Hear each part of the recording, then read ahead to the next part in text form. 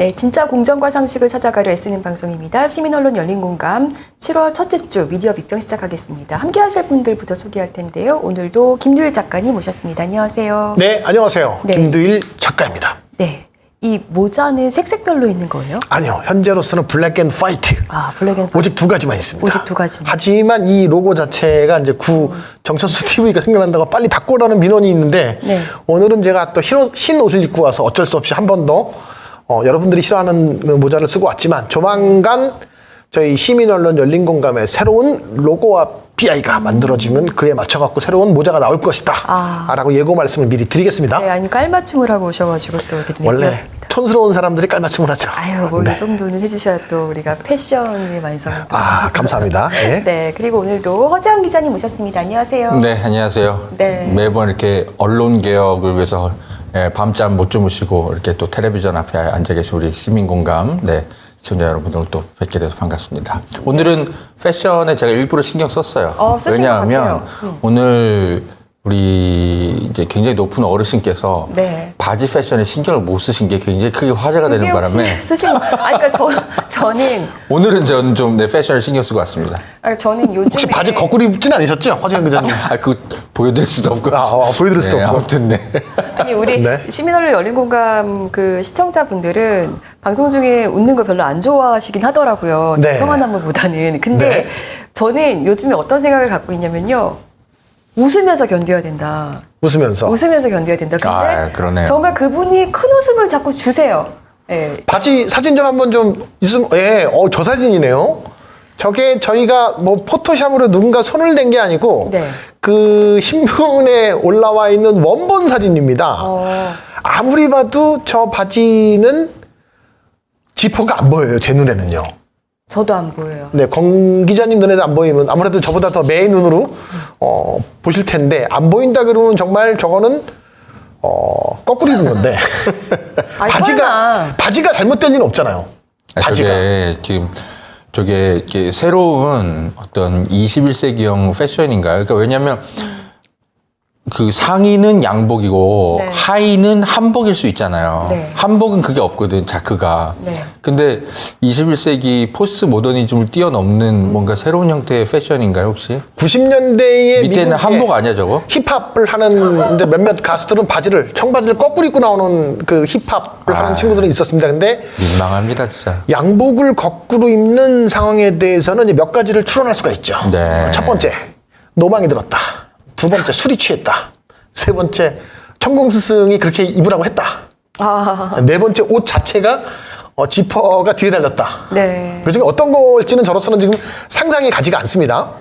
그러니까 설마 저는 거꾸로 입었을까 싶은데 정말 저런 디자인이 나온다는 게 되게 신기해요. 만약에 뒤에 지퍼가 달렸다고 하면 이제 그 건강검진 받으러 가면 그렇게 대장 내시경을 위해서 이렇게 뒷부분이 이렇게 환하게 열 수 있는 뭐 그런 시스템인데 아주 특이한 상황이라고 할 수는 있죠. 네. 네, 일단 바지로 저희가 또 웃으면서 시작을 했는데. 저게 근데 네. 뭐 이게 당연히 이제 뭐 해프닝 같은 이제 소동이긴 한데 다만 이렇게 가볍게 웃어 넘길 수만은 없는 그렇죠. 것이 네. 사실은 지금 저게 모든 의상부터 시작해서 어떤 색깔을 입고 어떻게 걸어가고 이런 것들이 사실은 다 시스템이거든요. 그쵸. 지금 어떤 이제 의전 비서관실이라고 해야 될까요? 네. 어떤 담당하는 그 어떤 부서가 있을 겁니다. 지금 거기가 지금 제대로 기능을 안 하고 있다.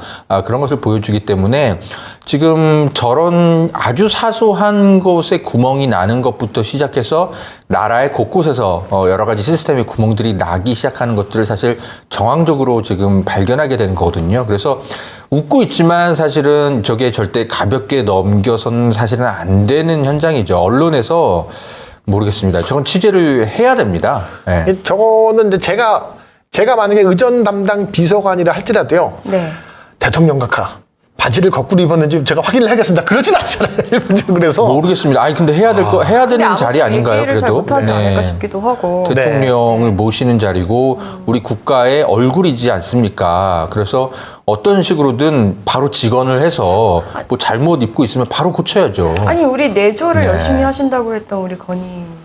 제가 봤을 땐 또 우리 이제 윤석열 대통령 경통의 어떤 여러 가지 이제 무속에 관련된 것 중에 외신에도 나왔던 것 중에 하나 네. 항문침이 있습니다. 항문침.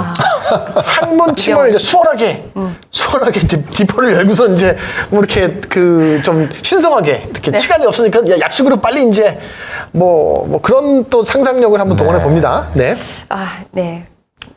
죄송합니다. 시작을 해보시죠. 시작부터 할 말이 이렇게 더러운 얘기로 뭐라고 시작해서 논평하기도 좀 네. 민망한 네. 하여튼 그런 민망해요. 해프닝인데 네. 어쨌든 시스템에 상당히 구멍이 나 있고 언론의 취재가 지금은 들어가야 됩니다. 그 지난주에도 한번 미디어 비평에서 다룬 것 같은데 김건희 여사도 그렇고 뭐 여러 가지 좀 약간 그 해외 순방하고 뭐 여러 가지 행동을 하는 데 있어서 되게 어색하잖아요. 네. 예, 하나하나 동선들이 다 시스템에 의해서 짜여진 상태로 움직이고 해야 되는데 그런 것들이 지금 제대로 안 되고 있는 것들이 지금 어딘가에 지금 청와대에 큰 구멍이 나 있는 것들에 대한 정황들이 지금 일주일에 하나씩 터지고 있는 거예요. 이거는 빨리 바로 잡아야 됩니다. 네, 그렇습니다.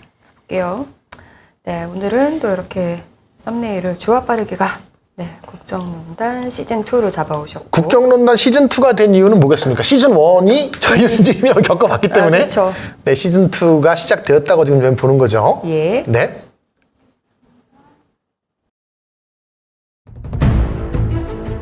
윤비어 청가. 네. 네, 그래요, 맞아요. 나토에 가서 이게 뭐 경제들들 비롯해서 언론들이 세일즈 외교를 자꾸 들고 나오시더라고요. 네, 이번 주에도 이런 보도들이 넘쳐났군요. 이제 막 돌아왔을 때, 그러니까는 이제 나토에서 돌아온 날부터 시작해서 그 주말까지 그 세일즈 외교에 대한 성과들을 네. 속칭 빨아주는 기사들이 제일 많이 나왔는데 그 중에서도 이제 한국 경제가 가장 심각했습니다. 제일 많이 냈습니다. 유독 경제지가. 근데 이제 제가 제일 좀 빵 터졌던 대목은 네. 원전을 위해 백방으로 뛰겠다던 윤석열 대통령 15분간 15개국의 정상을 만나서 대화를 했다.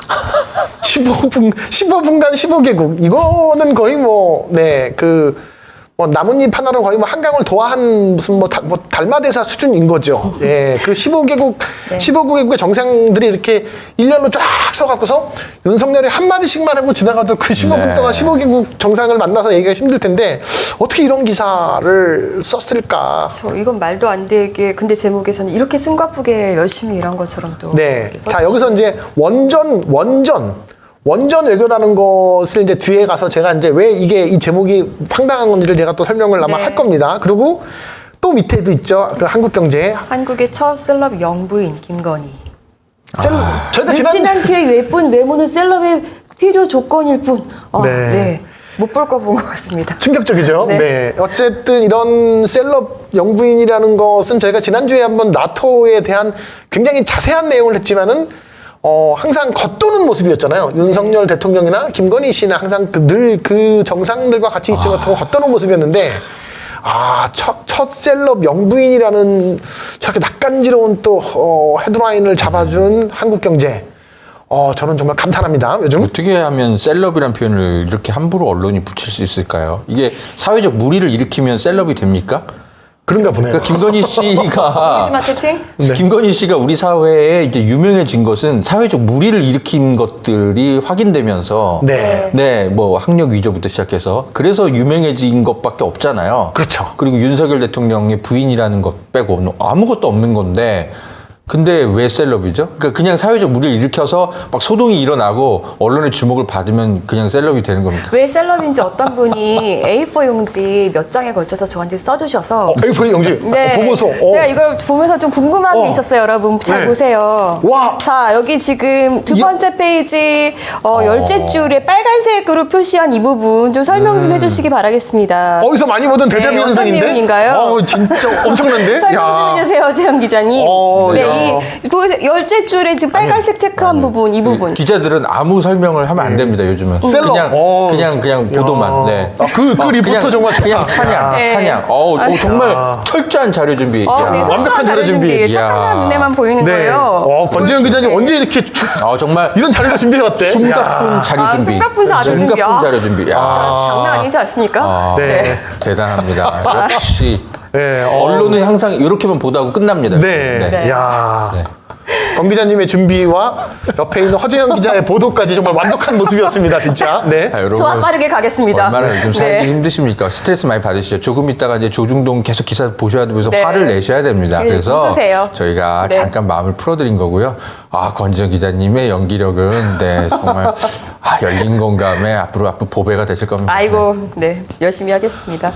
네, 다음 거 또 기사 가져오셨어요. 네, 요거는 왜 가져오신 거죠? 자, 뭐 매일 신문이죠. 뭐 네. 굉장한 뭐 극우 신문의 성향은 띄지만 아까 앞에 한국경제에서 15분간, 네. 15분간 15명의 정상을 만났다는 것과 비슷한 그쵸. 건데 저건 이제 종이 신문으로서 메인 헤드라인에 집어넣은 거죠.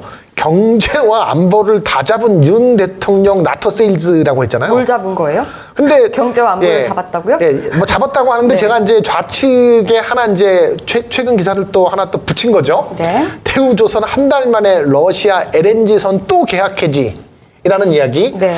이런 상황에서 지금 러시아와 중국을 대상으로 우리가 경제와 안보를 과연 다 잡을 수 있다고 할 수 있나? 지금 현재 다 모든 것이 거꾸로 가고 있는데. 그러니까요. 아니 지금 특히 나토에 가면서 경제는 지금 버리는 셈이 더 된. 예, 뭐 뒤에 자세하게 나오겠지만 지금 경제는 굉장한 위기 상황으로 지금 윤석열 대통령이 그 정말 그렇게 파 묶고 있는 수준인데. 안보도 지금 네. 불안해지는 거고. 그런데 어떻게 그 언론들은 제목만 보면 태평성대예요. 늘 저희가 얘기하지만은.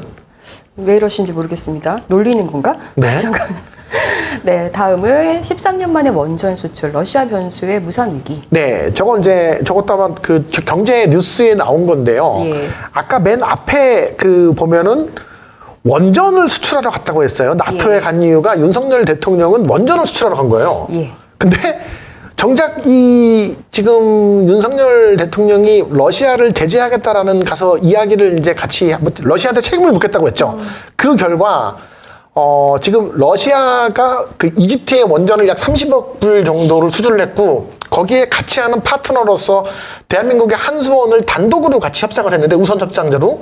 근데 그걸 지금 다 취소하고 있는 상황이 됐습니다. 네. 그러면 윤석열 대통령은 결국은 원전을 수출하러 가는 게 나토에 간 가장 큰 핵심적인 이유 중에 하나라고 밝혔지만 도리어 원전 수출은 도리어 더 먹구름이 꼈다. 라는 이야기를 하기 이제 위한 거죠. 네. 참 하나하나 볼수록 이제 여러분 분노 게이지가 높아지실 텐데 네, 조선일보는 바이든도 노루가스 논란 의식을 했는지 윤석열 대통령과 웃으면서 악수한 영상 일본 총리보다 먼저 소개했다. 이게 저희가 지난주에 이제 그 노룩 악수에 대해서 굉장히 다각도로 보도를 하지 않았겠습니까? 네. 전 세계 외신에 이제 이렇게 보도가 됐고 저희들한테도 화제가 됐어요. 그러니까 사실상 윤석열 대통령에 대해서 얼마나 해외의 다른 정상들이 한마디로 개무시를 하는지 그게 이제 왕따인지가 지금 드러났고 그거에 대해서 특히나 이제 노루각수는 굉장히 치욕적인 상황이죠. 그래서 그게 이제 화제가 됐는데 조선일보에서는 그거에 대해서 나름의 쉴드를 치기 위해서 바이든도 그 노루각수가 이제 국내에서 문제가 되니까 그 다음에 이제 한미일 3자 정상회담 때 이제 그 일본 총리보다 먼저 악수를 하면서 이제 한 이유가 그게 이제 논란을 의식한 것이다.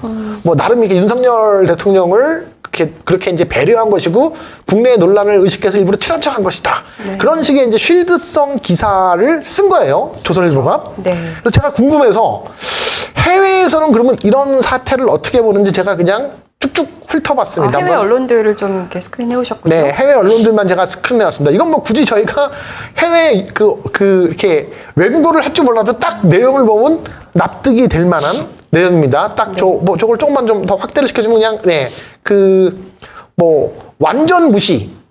네, 나토 앞에 적혀 있는 게 이제 그 바이든이 거의 뭐 완전 무시했다라는 내용이 있습니다. 네. 외교적으로 굉장히 무례를 범했고 이게 완전 무시했다라는 게 일본에 있는 뉴스위크 이게 이제 기사였고요.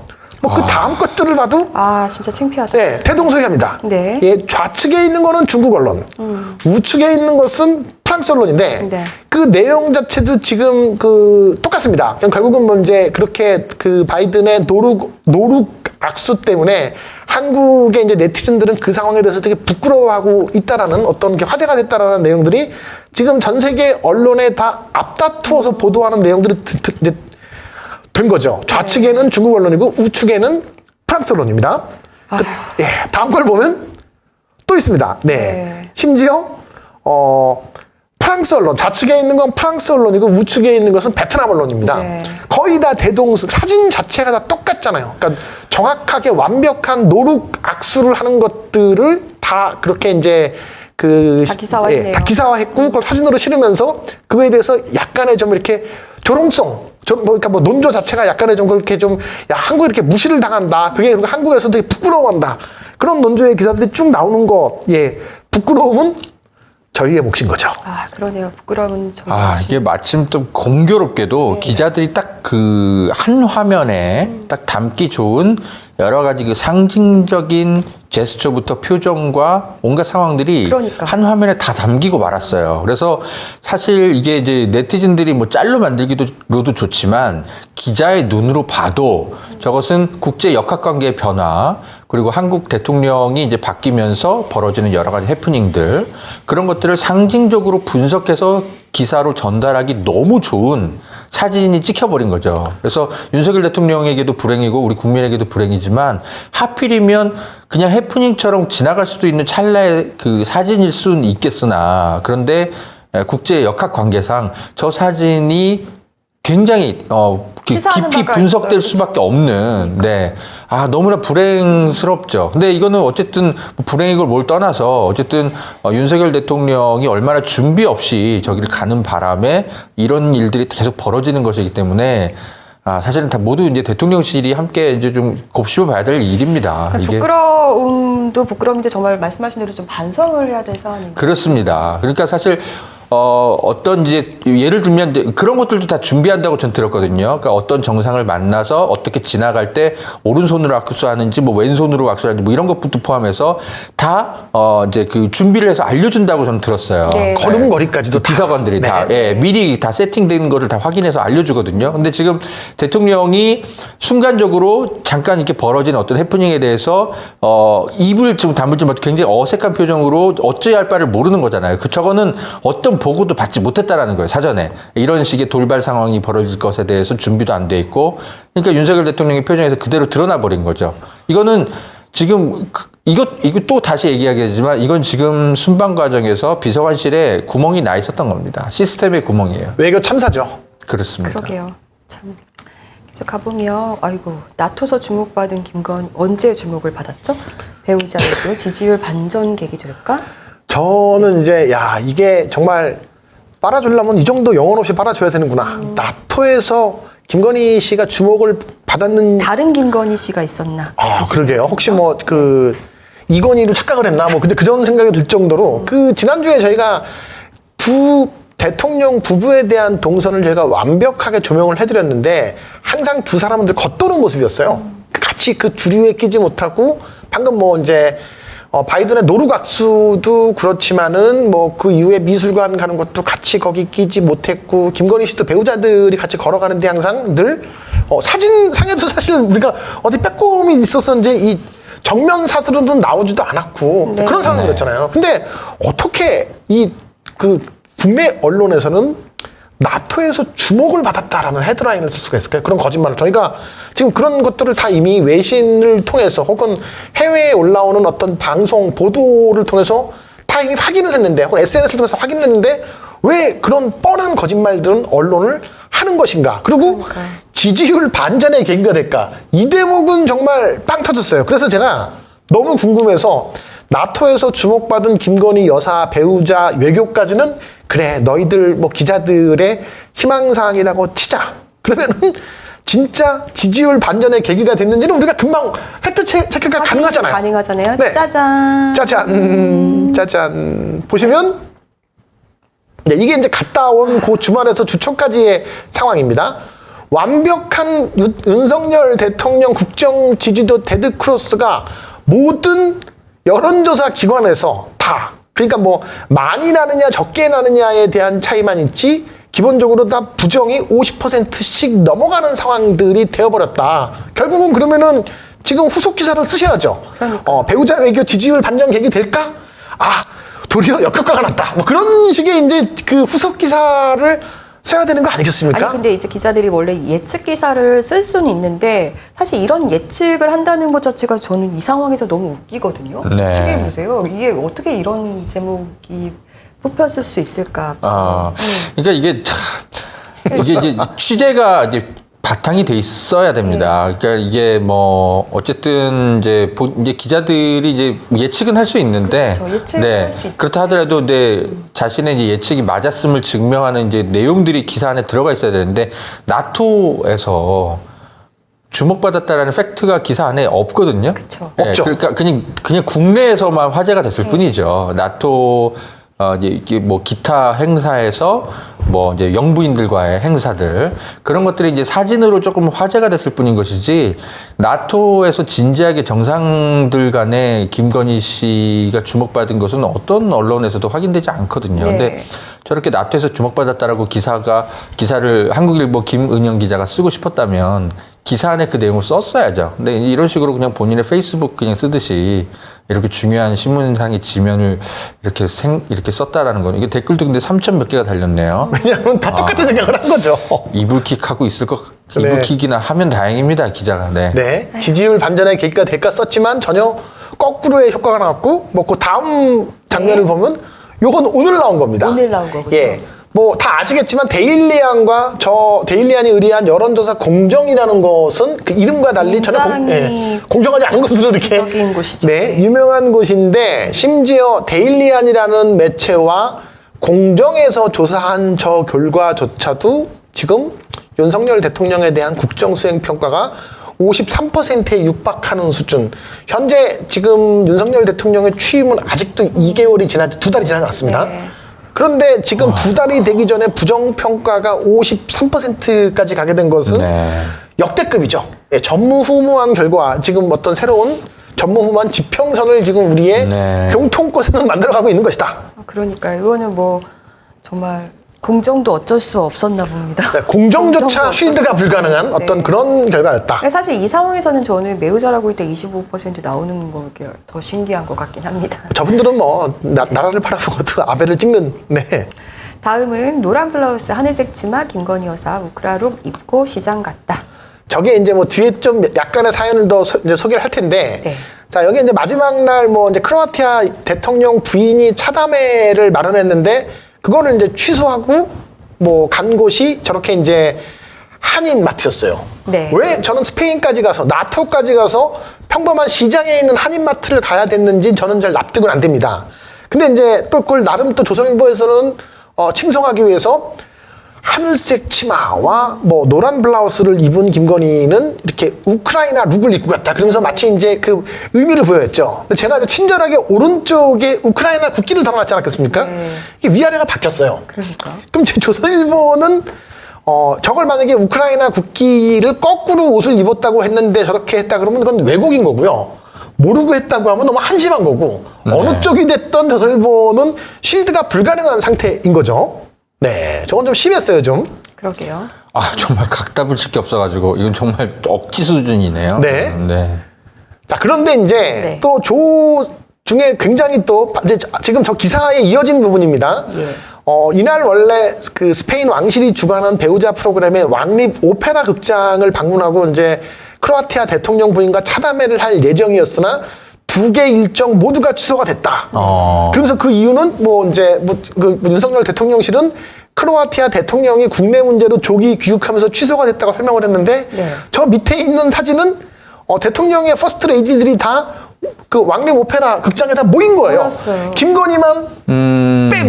김건희만 빼고 모인 거예요. 그러면은 대통령 대변인실이 거짓 해명을 한 겁니까?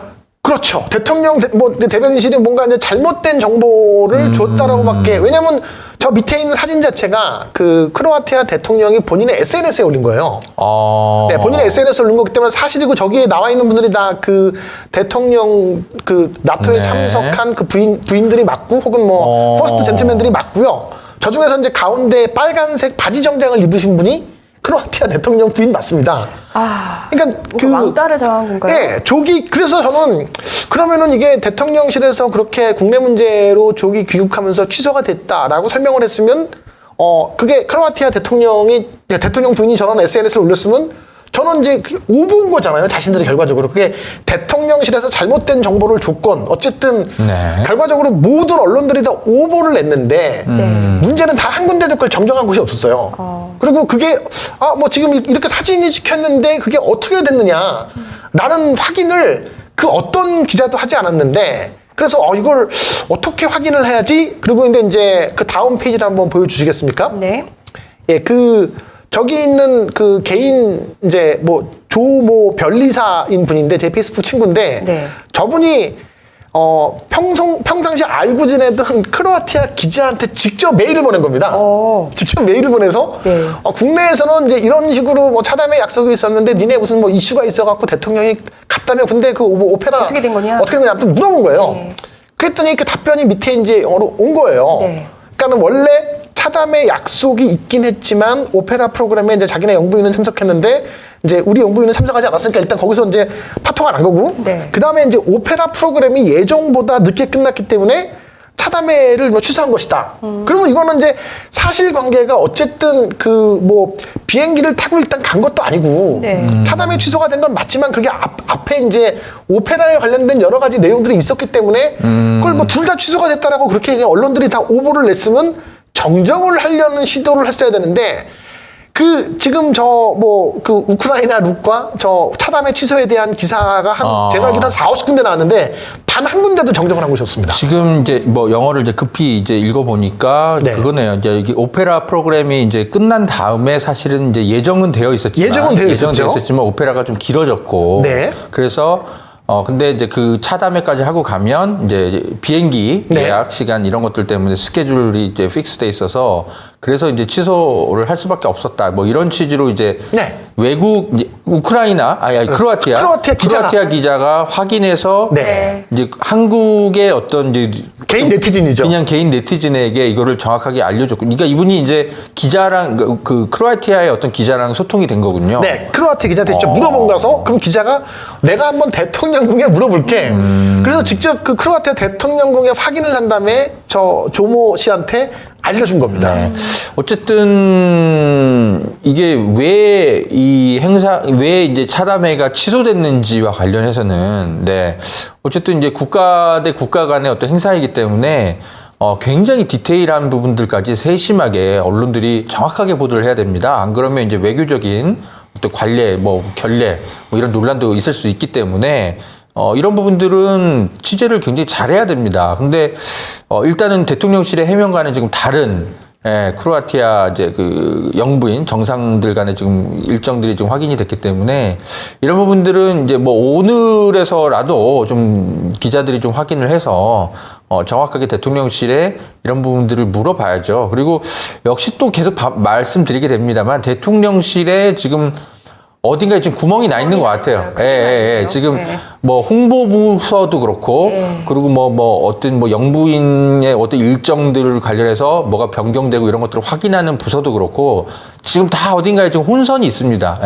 이게 좀 어떻게 보면 되게 작은 오보예요. 그런데 아까도 계속 말씀드리지만 작은 그 해프닝들이 자꾸 반복되고 있단 말이죠. 이 어딘가에 지금 구멍이 심각하게 나 있는 겁니다.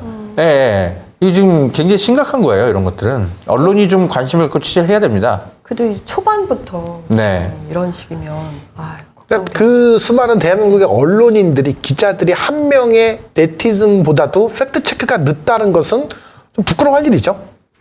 사실 기자들도 완벽하지 않기 때문에 가끔 이제 놓칠 수도 있어요. 그런데 지금 이제 어떤 네티즌이 이렇게 본인이 직접 확인해서 이렇게 크로아티아 기자의 어떤 그런 것들 공개한 상황까지 되어 있다면 지금쯤이라면 뒤늦게서라도 언론들이 빨리 취재에 나서야죠. 네, 맞습니다. 네, 계속 볼게요.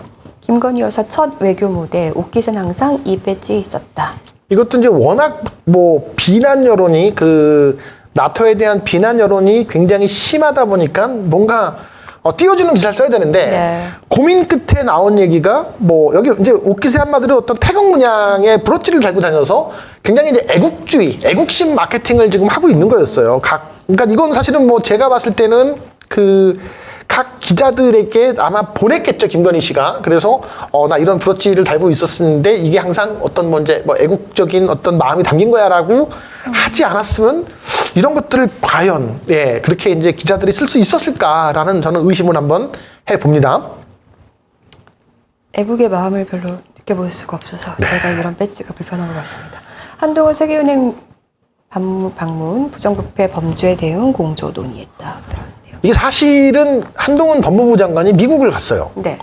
다 누구나 왜 가지? 왜 가지? 그랬습니다. 근데 지금 한동훈 법무부 장관이 미국에 가서 뭐 FBI도 만나고 뭐 세계은행도 방문하는 내용들을 언론들은 물론 뭐 법무부에서 뿌리는 자료겠지만 굉장히 뭐 정말 유력 대통령 후보처럼 다 그렇게 팔로우를 해주고 있습니다. 아니 법무부 장관이 뭐 세계은행 방문해서 그렇게 무슨 얘기하는 게 저렇게 크게 저렇게 기사화할 정도인가? 라는 생각이 저는 드는 거죠. 근데 저 사진을 자세히 보면 사실은 뭐 뭔가 중요한 논의를 한다는 느낌은 안 들어요. 뭐 자료도 그렇고 띄워놓은 화면도 그렇고 일상적인 그냥 뭐 방문, 만남 정도인 건데 그런 것들을 지금 이렇게 그 한동훈 법무부 장관에서 띄워주는 것은 이미 벌써 이제 그 윤석열 대통령 이후의 차기에 대한 띄워주기를 벌써 이제 언론들에서는 해주는 것인가. 뒤에서는 누군가 어떤 그러한 플랜을 짜고 있고 그런 이제 의심이 들 수밖에 없는 거죠, 또. 부정부패 범죄 대응하시려면 이제 본인 것부터 네. 잘. 자, 그래서 사실은 지금 뭐 그 저희들이 의심하고 있는 거는 왜 갔을까?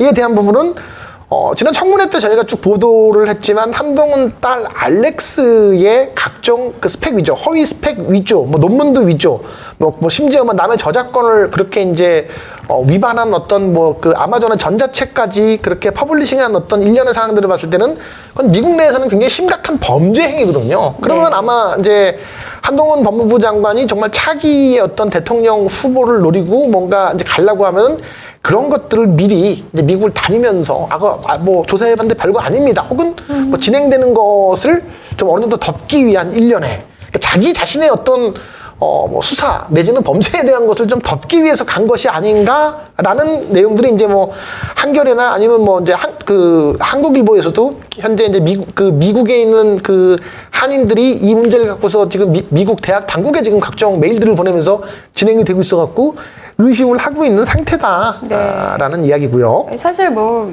정말 부정부패 바로잡고 싶으시면 본인 비번부터 잘 까시면 될 것 같은데. 그러니까요. 자기 비번부터 까면 되는데 비번도 못 까면서. 네.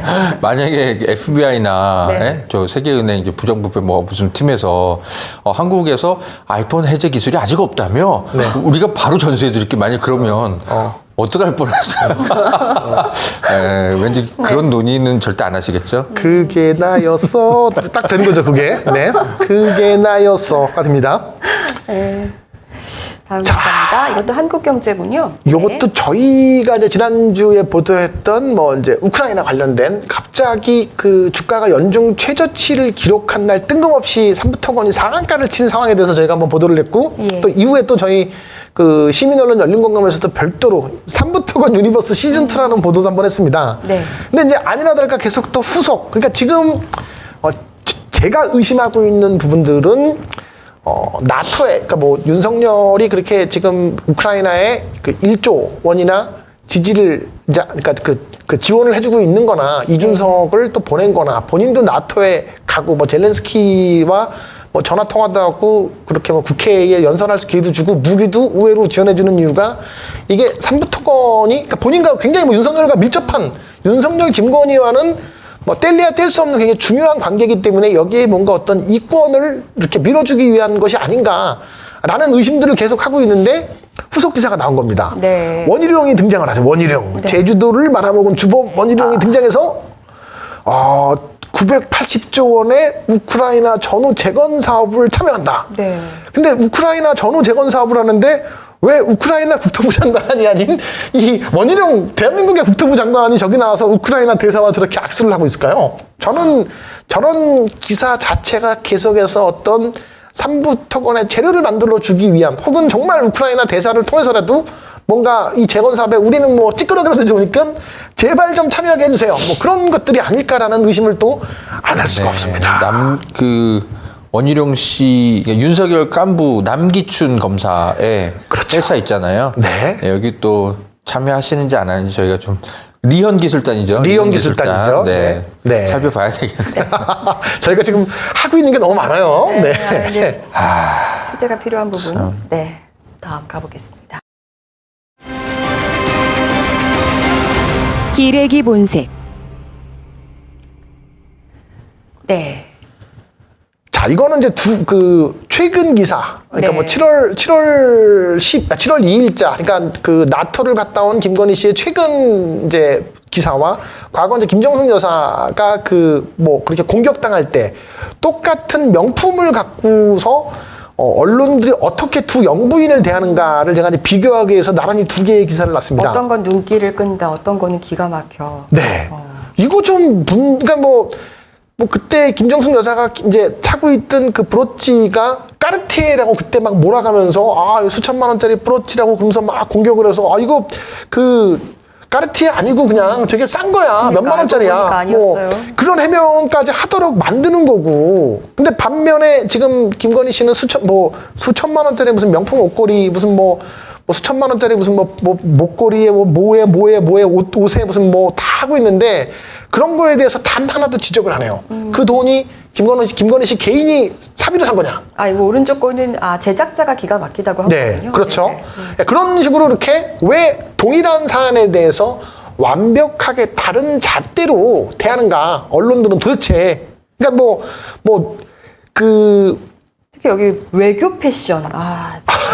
외교 패션, 네, 너무하죠. 네, 그래서 저는 그런 이중 잣대가 정말 너무 싫어요. 그러게요. 좀 그냥 차라리 잣대라도 똑같으면 네, 그렇죠. 그냥 쉴드를 치던 까던 그냥 방향만 좀 일정했으면 좋겠는데 어떻게 누구한테는 쉴드고 누구한테는 까는 방향으로 가냐 그러면 언론을 신뢰할 수가 없잖아요. 그러면은. 그러게요. 네. 이것도 지난번에 가져오셨던 네, 기사였습니다. 요게 지난번에 한번 갖고 왔던 건데 이제 6월 22일 종가 기준 이제 2,341로 왕창 이제 한번 떨어졌었죠. 근데 이제 그다음 제가 이제 그때 그런 말씀 저희가 들었습니다. 이 미디어 비평 시간에 더 떨어질 것이다. 그래서 확인을 하신 네. 거군요. 네. 그래서 봤더니 이게 어저께입니다. 어저께. 네. 어저께 기간으로 봤을 때는 드디어 이제 2,300이 무너지면서 대한민국 경제가 정말 아주 최악의 상황까지 가기 시작했다.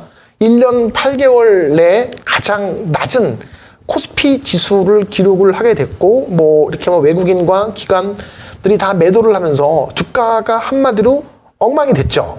엉망이 됐는데, 자, 그러면은 이제 이 주가가 왜 이렇게 작살나고 있는지에 대해서 뭔가 예전에는 지난번에 한번 봤던 거지만, 네. 한번 보여주시면 이런 식으로 문재인 정부 때 한번 주가가 빠지면 그냥 난리가 나요. 정부의 경제 정책의 불확실성 때문이다. 문재인 정부는 긴장감을 가져야 된다. 그러면서 무슨 경제 실정에 대한 문제가 있고 경제 사령탑을 교체를 해야 되고 처방이 완전히 거꾸로 가고 있고 그런 얘기들이 막 쏟아지는데 제가 오늘 똑같은 내용을 갖고 또 역시 지난번에 6월 22일 메뉴에 있는 거 아까 그 앞에 장에서도 아무것도 없는데 했는데 어저께도 그렇게 연중 최저치가 나왔지만 이렇게 주가가 엉망이 된 거에 대해서 이런 식으로 이제 예를 들어서 무슨 윤석열 경제 정책가 문제가 있다라든가 아니면 주가 부양을 위한 뭔가가 있다든가 이런 식의 지금 문제 제기를 하는 언론이 단 하나도 없어요. 못 본 것 같아요. 네. 그러니까 이것도 앞에 있는 그 브로치 명품 누가 명품을 입으면 그건 막 문제 제기고 누가 명품을 입으면 패션 외교구처럼 주가도 문재인 정부 때 잠깐 떨어진 거는 막 경제 위기라고 온갖 난리밥석을 떨었는데 지금 윤석열 정부에서는 굉장히 심각한 상황으로 가고 있는데 그거를 지적하는 것이 정말 없더라고요. 그런 장면입니다. 세일즈 외교를 통해서 경제 살리기에 나서고 있다. 그러니까요. 이제 윤석열 대통령의 이미지 프레임을 언론들이 지금 합심해서 만들어주고 있는 상황이기 때문에 차마 그걸 뒤집을 사설 같은 걸 내는 게 부담스럽은 것 같네요. 근데 이거 국민들을 속이는 행위죠. 근데 요즘 국민들 수준이 어느 정도인데 언론들은 진짜 왜 이렇게 뻔한 거짓말을 하는지 모르겠어요. 네, 그러니까 깨어있는 시민들은 당연히 낚이지 않죠. 근데 여전히 이제 생업에 바쁘고, 그러니까 사실 기사를 꼼꼼하게 살펴보고 이렇게 유튜브를 살펴보는 국민들이 우리 근처에 많이 있으니까 많을 것 같지만 사실 조금만 이렇게 눈을 이렇게 돌려보면 다들 관심이 없으신 분들. 관심이 없다기보단 생업에 습관이. 바빠요. 예. 예. 그래서 그렇게까지 막 비교해가면서 살펴보기 어렵죠. 그래서 20% 30% 가까이 되는 중도층들은 사실은 계속 영향을 받고 있을 수 있죠. 그분들은 TV 뉴스, 뭐 8시, 9시 뉴스, 뭐 잠깐 20, 30분이라도 하루에 보면 그나마 정보를 많이 얻는 거거든요. 네. 그런 분들 때문에 계속 이런 식의 허위 기사와 선동 기사, 반쯤 눈 감은 기사들을 계속 써대는 거죠. 그래서 이런 거에 이제 길들여지면 실제로 이제 선거 때 그분들은 캐스팅 보트 역할을 하는 겁니다. 그쵸. 네. 그게 그런 걸 노리는 거죠.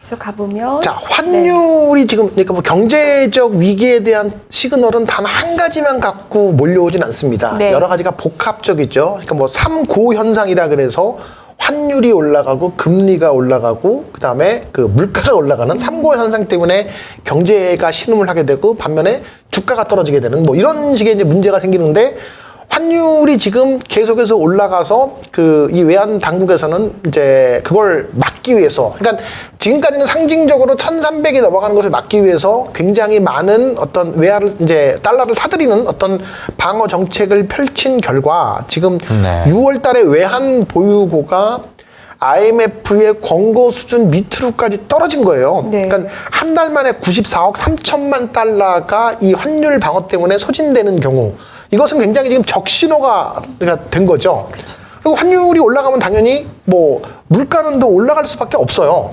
그래서 그 다음 거를 또 보시면 네. 요건 또 저희가 지난번에 이제 그 보여드렸던 그 페이지인데 5월 달에 지금 그 물가 지수가 굉장히 높았어요. 그러니까 5.25%인가 그래서 굉장히 역대 최고의 이제 이제 물가가 나왔는데 그때 이제 무려 조선일보에서 야 6월달에 물가가 이제 6%를 돌파할까 그런 걱정되는 기사를 얘네들도 아마 이제 에휴 설마 뭐 5.23 뭐 23% 뭐 요 수준이면 이제 6%까지는 가지 않을 거야 뭐 그랬는데 그 다음 페이지를 보시면 6%를 돌파했습니다. 6%를 돌파해서 이거는 23년 7개월 만에 최고치가 된 거죠. 최고치가 됐고 그 가장 그 앞서간 이 물가 상승의 주범은 지금 경유값이 50.7%가 올랐어요. 네. 지금 뭐 이제 허재영 기자님도 뭐 경유차는 아니지만 차를 타고 다니시면 느끼시겠지만 매번 한번 주유를 할 때마다 그렇죠. 이게 올라가는 게 느껴지지 않나요? 그렇죠. 보통 뭐 6, 7만 원 정도면 이제 꽉 채웠는데 지금 뭐 10만 원 가까이 넣어야만 네. 채워지기 때문에 지금 이게 기름값 때문에 좀 차를 제가 계속 갖고 다녀야 되는지 아니면 제 집에서 남양주까지 계속 뛰어와야 되는지 하여튼 고민 중입니다. 네, 여러분이 많이 좀 저희들도 고통스럽지만 지금 지켜보시는 여러분도 얼마나 지금 생업에 고통스러우시겠습니까? 이게 그 지금 유류세를 지난번에 뭐 정부에서 내놓은 처방이라는 게 지난번에 또 미디어 비평 시간에 말씀드렸지만 유류세를 한 35% 정도 인하한 거예요. 그것도 한시적으로 연말까지. 네. 근데 민주당에서 이제 박홍근 원내대표는 그 정도로는 엄반의 오줌 누기고 아예 지금 당분간 1,800원 이상 이제 올라가지 않도록 그렇게 이제 법으로 묶어놔야 된다. 민주당에서 이렇게 주장을 했는데 이제 무시를 했죠. 정부에서는 무시를 하고 계속 지금 뭐 유류세 잠깐 했지만 계속 또 올라가는 거예요. 지금은 뭐 비싼 데는 다 이제 뭐 3,000원에 육박하는 경유값이 뭐 이런 데까지 나올 정도로 지금 심각한 지경에 이르렀는데 경정부에서는 이 물가를 낮추기 위한 대체 어떤 대책들을 세우고 있는 걸까요? 이 물가가 올라가면 그건 민심을 아무리 경정부라고 해도 아무리 뭐 지금 뭐 나라를 팔아먹어도 뭐 우리는 무조건 그렇게 국힘당을 찍는다고 하는 사람들도 도저히 감당이 안 돼요. 이 물가에 대한 부분만큼은 대체 어떤 생각을 하고 있는지 궁금하고 그리고 이 대한민국이 사실은 부전 자원이 없잖아요. 그래서 우리가 하는 방식은 결국은 무역밖에 없잖아요. 수출, 수입. 그러니까 수입을 해서 가공 무역을 해서 그게 어떤 경제 그 무역 수지를 통해서 우리의 어떤 그 GDP를 올리는 게 대한민국의 지금 그 경제를 지탱하는 방식인데 요 다음 자료를 한번 보여주시겠어요? 네. 윤석열 정부의 상반기 경제 무역 수지가 나왔는데 이게 도리어 이제 국민일보 기사인데 네. 건국 이래 최악이다. 자신감을 가지세요. 네. 건국일의 최악이다. 그러니까 자신감을 가지시라니까. 자신감을 가져야 되는데 우린 자신감을 갖고 있는데 대통령이 이러니. 예. 그러니까 뭐 그래서 이게 지금 그 96년도 하반기면은 IMF 그 직전에 굉장히 경제가 안 좋을 때 그때가 가장 나빴는데 그 기록을 깬 겁니다 이번에.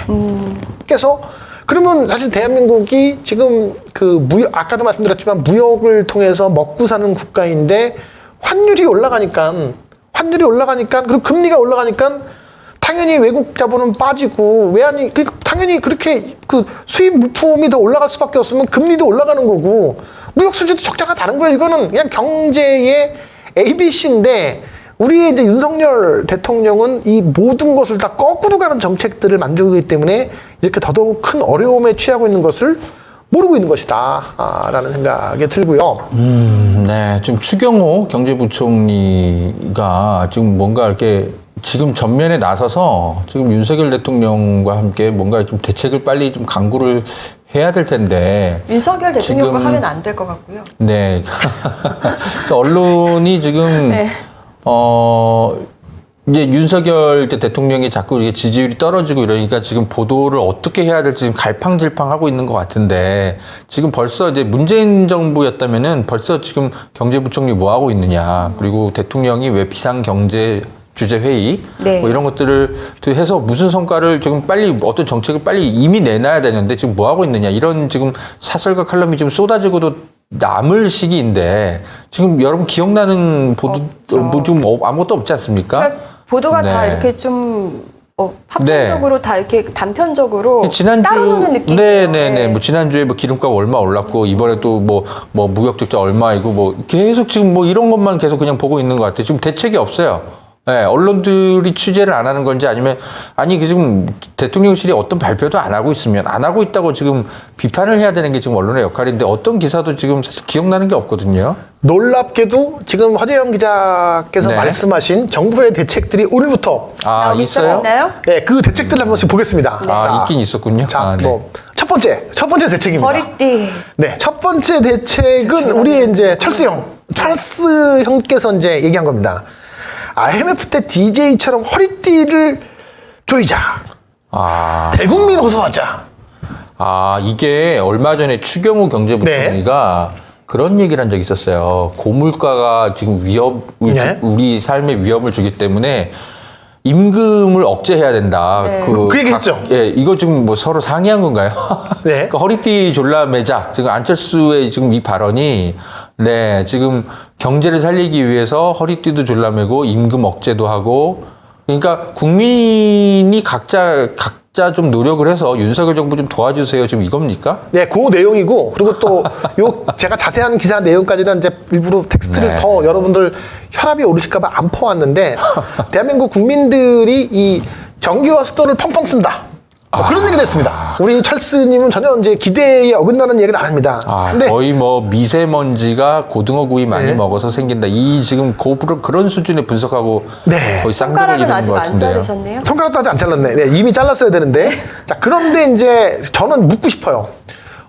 저희가 이제 97년대 분명히 외환 위기가 왔죠. IMF가 와서 그 어느 때보다 굉장히 힘든 시기들을 이제 맞이했습니다. 네. 그리고 그 힘든 시기를 당시에 이제 국민들이 허리띠를 조여매고 금모으기 운동 저도 참여했어요. 네. 그래서 그 모든 사람들이 같이 고통을 분담해서 이제 극복을 했는데 저는 묻고 싶습니다. 윤석열 대통령과 지금 국민의힘 정부에게 혹은 그분들에게 여러분들처럼 지금 하고 있는데 지금 대통령처럼 혹은 지금 정부처럼 혹은 지금 정부 여당처럼 하고 있는데 우리가 그때처럼 허리띠를 졸라맵시다. 혹은 뭐 여러분 금모으기에서 이 위기를 벗어납시다. 그럼 권지현 기자님이 만약에 윤석열이 우리 금모으기 운동해요. 그러면 뭐 나가시겠어요? 아니 아까 김건희 씨가 브로치부터. 그렇죠. 목걸이였나요? 목걸이. 그러니까 솔선수범을 해야 될 저는 그게 지도자가 누구냐에 따라 지금 사실 뭐 안철수가 얘기한 것처럼 우리도 같이 뭐 DJ 때처럼 한번 좀 벗어나 보자라는 얘기를 할 수가 있는데 아마 저는 지금 현재 윤석열 정권 상황에서는 이런 같이 위기 극복을 하자라는 캠페인을 하면 안 나갈 거라고 봅니다. 왜? 불안하지만 그리고 저는 일단 금반지도 없어요. 없어요? 없어요. 네. 아유, 드릴 게 없어요. 다이아몬드밖에 없으시구나. 네. 지금의 이제 고물가나 이런 것들은 사실 지금 이제 그 원자재 수입가가 사실은 많이 오르기 때문에 지금 벌어지고 있는 일이거든요. 네. 국민들이 뭐 사치를 많이 해가지고 그러니까요. 뭐 그런 뭐 이러면서 벌어진 이게 지금 90년대 후반에 우리나라의 경제 수준과 상황과 지금 2022년대 중반의 상황이 너무 다른데 이런 것들을 대처라고 지금 말씀을 하신다는 것 자체가 일단 제가 이제 경제 저도 뭐 전문 기자는 아니어서 이 정도 수준으로 논평은 합니다만 일방산식으로 봤을 때도 언론들이 지금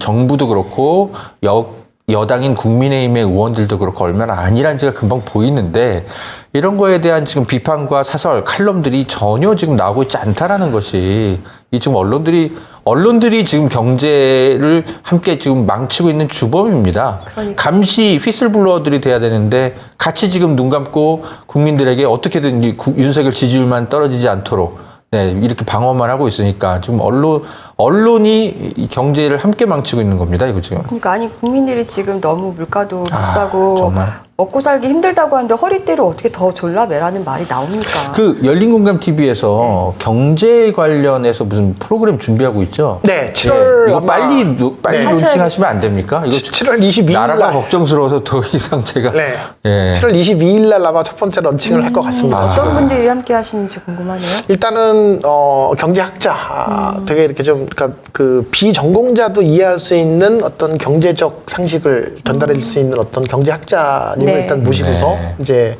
조금 이렇게 쉽고 재밌게 풀어가려고 합니다. 이게 이런 뭐 상황은 절망스러우나 네. 적어도 우리가 내용을 알아야지 뭔가 이제 해결 방안에 대해서 같이 고민을 할 수가 있기 때문에 지금 같은 때는 네, 이제 뭔가 저희들의 그 경제 나침반 이런 거를 좀 언론들이 지금 역할을 안 하고 있기 때문에 시민 언론 열린 공감에서라도 좀 해주시면 좋겠습니다. 네. 자, 그래서 방금 그 허재영 기자께서 이렇게 원자재 값 상승에 때문에 지금 저렇게 물가가 오르고 뭐 그런 말씀을 하셨잖아요. 그렇죠. 그러면서 대한민국의 무역 수지도 아까 지금 그 건국일의 최악이라고 했는데 그런 가운데서 대한민국의 어떤 원자재 수입의 가장 큰 혹은 수출의 가장 큰 역할을 하고 있는 중국을 저렇게 대놓고 호황이 끝났다라고 그렇죠. 하고 마찬가지로 러시아한테 우크라이나 침공에 책임을 지게 만들다고 하면 어떻게 묻겠다는 걸까요? 그러니까 아까 서두에 얘기했던 대로 러시아에서는 LNG선도 취소해버리고 그게 뭐 그냥 조단이에요 매출이. 그리고 원전도 취소해버리고 그러면서 그렇게 경제를 정부가 앞장서서 망치고 있는데 있는 겁니다. 어떻게 국민들이 그렇게 허리띠를 조여매는 것에 동참을 하겠냐는 거죠. 그렇죠. 지금은 물가를 떨어뜨리려면 원자재 수입 가격을 낮춰야 돼요. 그러기 위해서는 대통령의 외교가 지금 굉장히 절실한 건데 지금은 원자재 값이 가장 떨어뜨릴 수 있는 이제 도움받을 수 있는 나라가 중국하고 러시아거든요. 그렇죠. 이거는 뭐 그분들에게 끌려갈 필요는 없겠지만 어쨌든 우리가 실리 외교를 해야 되는 것 아니겠습니까?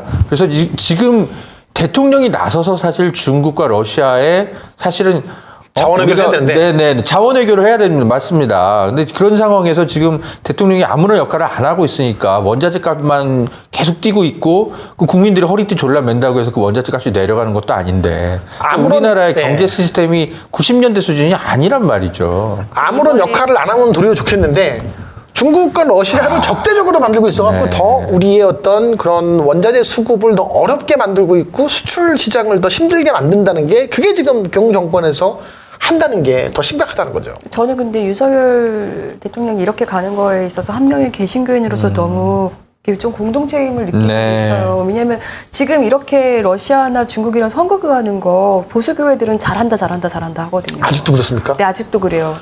네. 제가 그 못하겠네요. 전광훈 씨 지지하는 분들이 모여있는 단톡방도 좀 들여다보고 있는데 거기서 계속 외교 성공적이었다. 그분들 윤석열 정말 대통령이 참 궁금하네요. 네. 그러니까 정말 그렇게 종교인들 자꾸 아니었으면 그 종교인들 이 정도. 멘토를 자처해다 그 종교인들 진짜 무릎 꿇으셔야 돼. 머리 박아야 돼요. 대가리 죄송합니다. 이런 표현을.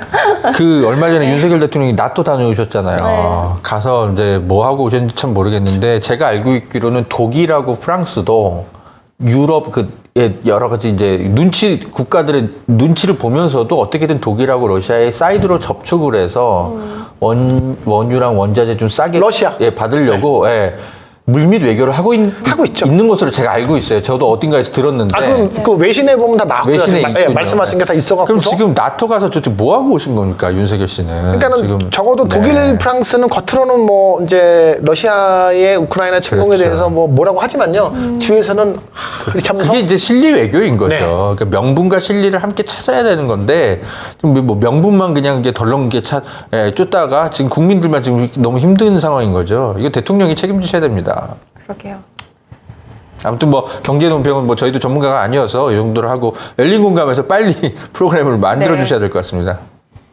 자, 또 다음은? 오늘 나온 따끈따끈한 대책입니다. 지금 이 어려운 물가 대책을 어떻게 민생과 물가에 대한 대책을 어떻게 할 것인가 처음으로 첫 고위 당정 회의가 있었습니다. 당과 어떤 정이 같이 모여서 회의를 했습니다.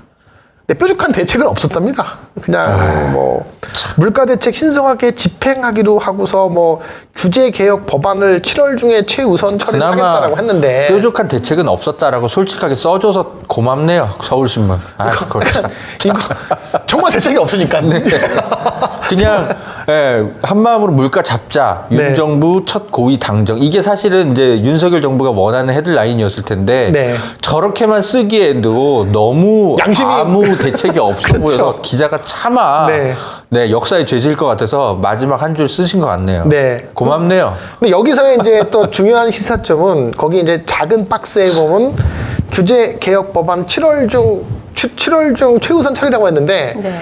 국회가 지금 아직 그 개원이 안 되고 있잖아요. 그 이유는 지금 그래서 국민의힘이 그렇게 원구성에 협조를 안 하고 있잖아요. 네. 그걸 야당의 책임으로 밀어갖고서 이제 계속 법사위를 내놓으라 그러면서 하고 있는데 다시 한번 민주당에게 저는 촉구합니다. 예, 지금 민생에 대한 책임은 정부 여당이 지는 거지요. 야당이 그걸 지기 위해서 법사위건 뭐건 다 그렇게 양보를 하는 순간 민주당은 점점 더 암울해지고 국민도 더 암울해진다는 걸 제가 다시 한번 강조 말씀드립니다. 제가 아까 고맙다고 말씀드린 건 그냥 반어법이었습니다, 여러분. 오해하지 마세요. 네. 저 뾰족한 대책은 없었다가 앞으로가 있어야죠, 제목에. 네. 지금 저렇게 뒤에 이렇게 처박아 둔 게 제가 기가 막혀서 한 얘기였습니다, 여러분. 자, 제가 자주 보여주는 모습이지만 후보자 시절에 두 후보가 얘기했던 거. 한 사람은 경제는 대통령이 살리는 게 아니다. 또 다른 한 사람은 경제 살리는 유능한 대통령이 될 것이다. 윤석열 대통령이 저렇게 얘기했습니까? 네. 후보자 시절에 두 후보가 저렇게 얘기했는데 결국은 우리는 그러니까 이제는 살리려고 노력은 안 해도 죽이지만 말았으면 네, 이제는 마음을 정말 갖게 네, 됩니다. 죽이지만 말았으면 좋겠다. 네, 살리라고 얘기하진 않겠지만 제발 좀 죽이지 말아주세요. 에휴, 참. 자, 또 이제 어저께 화제가 된 뉴스입니다. 네. 윤석열 대통령실에서는 외가 6촌을 이제 행정관으로 임용을 했죠. 임용하죠. 네, 당연히 문제가 되는데 대통령실에서는 지금 문제가 없다라고 주장을 하고 있어요. 그래서 제가 궁금해서 진짜 문제가 없나라고 찾아봤습니다. 찾아보셨어요? 네.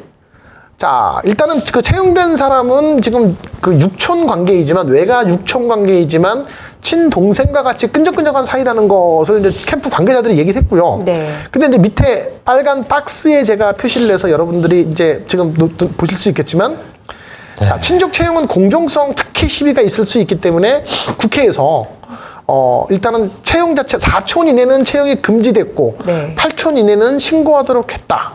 문재인 대통령 시절에도 이제 이 그 국회에 대한 내부 지침을 똑같이 받아서 친족의 근무 여부를 확인했다. 라는 그렇게 좋은 규율을 만들었잖아요. 네. 근데 왜 그렇게 전임 정부에서 해왔던 이런 공정한 어떤 그런 시스템을 붕괴시키고 아무런 문제가 없다고 하는 걸까요? 근데 눈치를 진짜 안 보시는 것 같아요. 눈치가 안 보는 거죠. 네. 내 맘대로 하겠다는 거죠. 그러니까. 네. 참. 말 한 말이 없네요, 진짜. 네. 네. 자, 이제 이것도 지난번에 한번 제가 그 저희 미디어 비평에서 보도했던 건데, 예, 이게 이제 지금 정치적으로 이 경제 위기를 정치적으로 극복을 하기 위해서 윤 정부에서는 지난 문재인 정부 때 그렇게 월북을 시도한 공무원, 서해 공무원이 이제 그 피격을 당해 사망했죠. 그 사건을 굉장히 이제 전 정부의 책임으로 몰고 있는데, 자, 그 다음 걸 한번 보여주시겠습니까? 네. 그 다음 걸 보시면 이제 사실은 도박비 때문에 월북한 공무원이 북한군의 코로나 때문에 이렇게 피격을 받아 사망했는데 그런 이제 공무원을 이렇게 이제 순직으로 인정을 했어요. 지금 이제 국가보훈처에서. 근데 거기서 끝내지 않고 심지어 국가유공자로 등록을 하겠다고 하고 있습니다.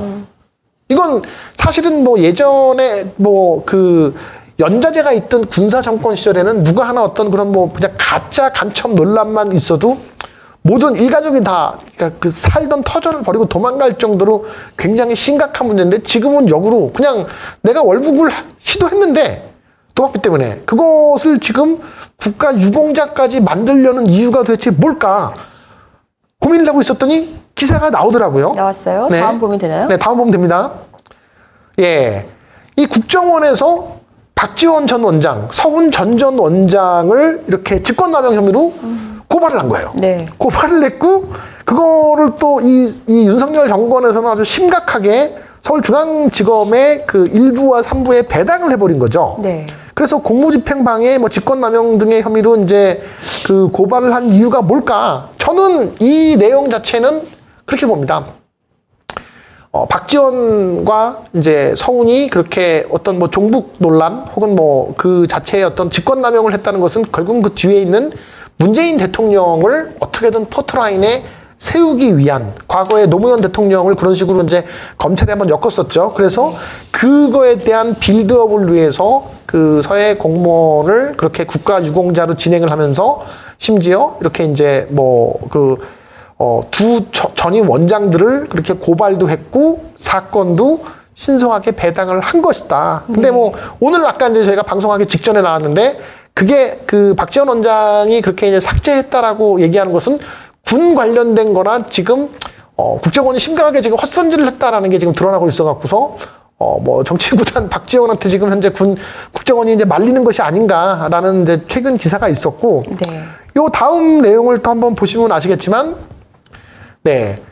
이미 이제 그 나왔어요. 그러니까 그 지금 뭐 제가 이제 이렇게 얘기하면 저 김두일 작가가 멀쩡한 지금 그렇게 서해 공무원을 그렇게 월북자로 몰았다라고 지금 저를 또 뭐 고소할 것 같아 갖고 지금 제가 미리 말씀드리는 거예요.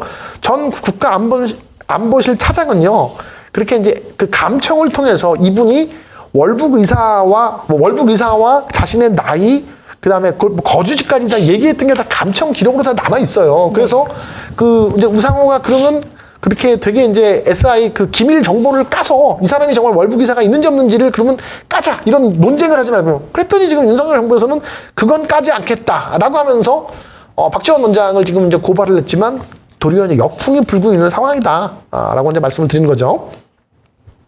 자, 그래서 이제 그 다음 기사를 보시면 이제 다른 주제로 또 가는 건데, 네. 저는 지금 이제 경제 상황이 이제 매우 안 좋고 윤석열 지지율이 되게 빠지는 상황이다 보니까 이제 언론의 태도가 살짝 윤석열에 대한 약간 좀 이렇게 비판적, 야, 그리지 말고 좀 잘해, 내지는 너 정말 안 하면 혼난다, 뭐 이런 식의 논조로 바뀌어가는 것들이 좀 느껴집니다. 아까 근데 뾰족한 대책 없어. 뭐 회의했으나 뾰족한 대책 없어. 그런 이야기도 사실은 예전 같으면 그냥 뭐 같이 회의를 했다까지만 날 텐데, 뾰족한 대책이 없다라는 것은 이제 언론의 태도가 지금, 야, 윤석열은 정말 해도 너무한다라는 이제 그 언론들 간의 좀 공감대가 조금씩 형성이 되는 것이 아닌가라는 생각이 들어요. 그래서 이제 못 참겠다. 네, 그러니까 이제 슬슬 까도 되겠다. 뭐 이제 그런 생각을 하는 것 같은데, 희한한 거는 이제 그런 와중에 조선일보도 거기에 이제 동참을 했다는 거죠. 이건 뭐 아주 그냥 조선일보가 되게 가볍게, 장마 시작 2주 됐는데 뭐 윤 대통령 장마가 오려는지 스파다.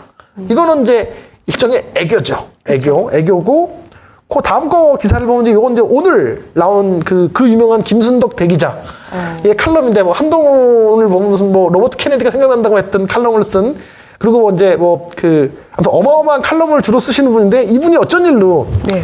위기의식 없는 대통령의 건의사랑이 문제다 라는 비판적 칼럼을 이제 썼습니다. 물론 이제 진짜 비난적 칼럼이 아니고 비판적 칼럼에 갖고 이거와 비슷한 논조로 지금 조선일보의 오늘 김대중 이제 씨의 칼럼도 약간 좀 비판적 논조가 나왔고, 또 중앙일보에서도 비판적 논조가 나와서, 야, 조중동이 이렇게 이제 얘기한 것은 이제 좀 윤석열 정부의 지금 각종 어떤 그런 이 정치적인 실패가 본인들도 좀 쉴드가 어려운 단계까지 갔기 때문에 이런 것이 아닌가라는 추측을 한번 해봅니다. 이제 다음 주에 어떤 기사들이 나올지도 저는 굉장히 궁금해집니다. 한 번에 사실 돌변하기는 자기들도 이제 되게 그렇죠. 부끄러우니까 네. 서서히 변할 것 같긴 하는데 참 그러네요. 가보겠습니다. 열린공감TV 미디어 브리핑. 네. 어제 오늘 화제가 되고 있는 내용이죠. 네. 네. 그러니까 뭐 아까 그 육촌 임용에 의해서 알고 봤더니 나토. 네. 그러니까는 그 1호기에 민간인이 탔다라는 내용이 이제 보도가 된 거예요. 이게 놀랍게도요. 그 제1보를 어디서 낸 줄 아십니까? 어디서 냈나요? 동아일보에서 냈습니다. 동아일보에서. 그러니까 사실은 그 같이 이제 1호기에 탄 기자들이 있을 거 아니에요. 그러면 거기에 타는 적어도 같이 그 대통령을 따라 순방을 하는 이제 1호기에 탈 정도의 기자들이면 꽤 짬밥이 있을 거고. 그쵸.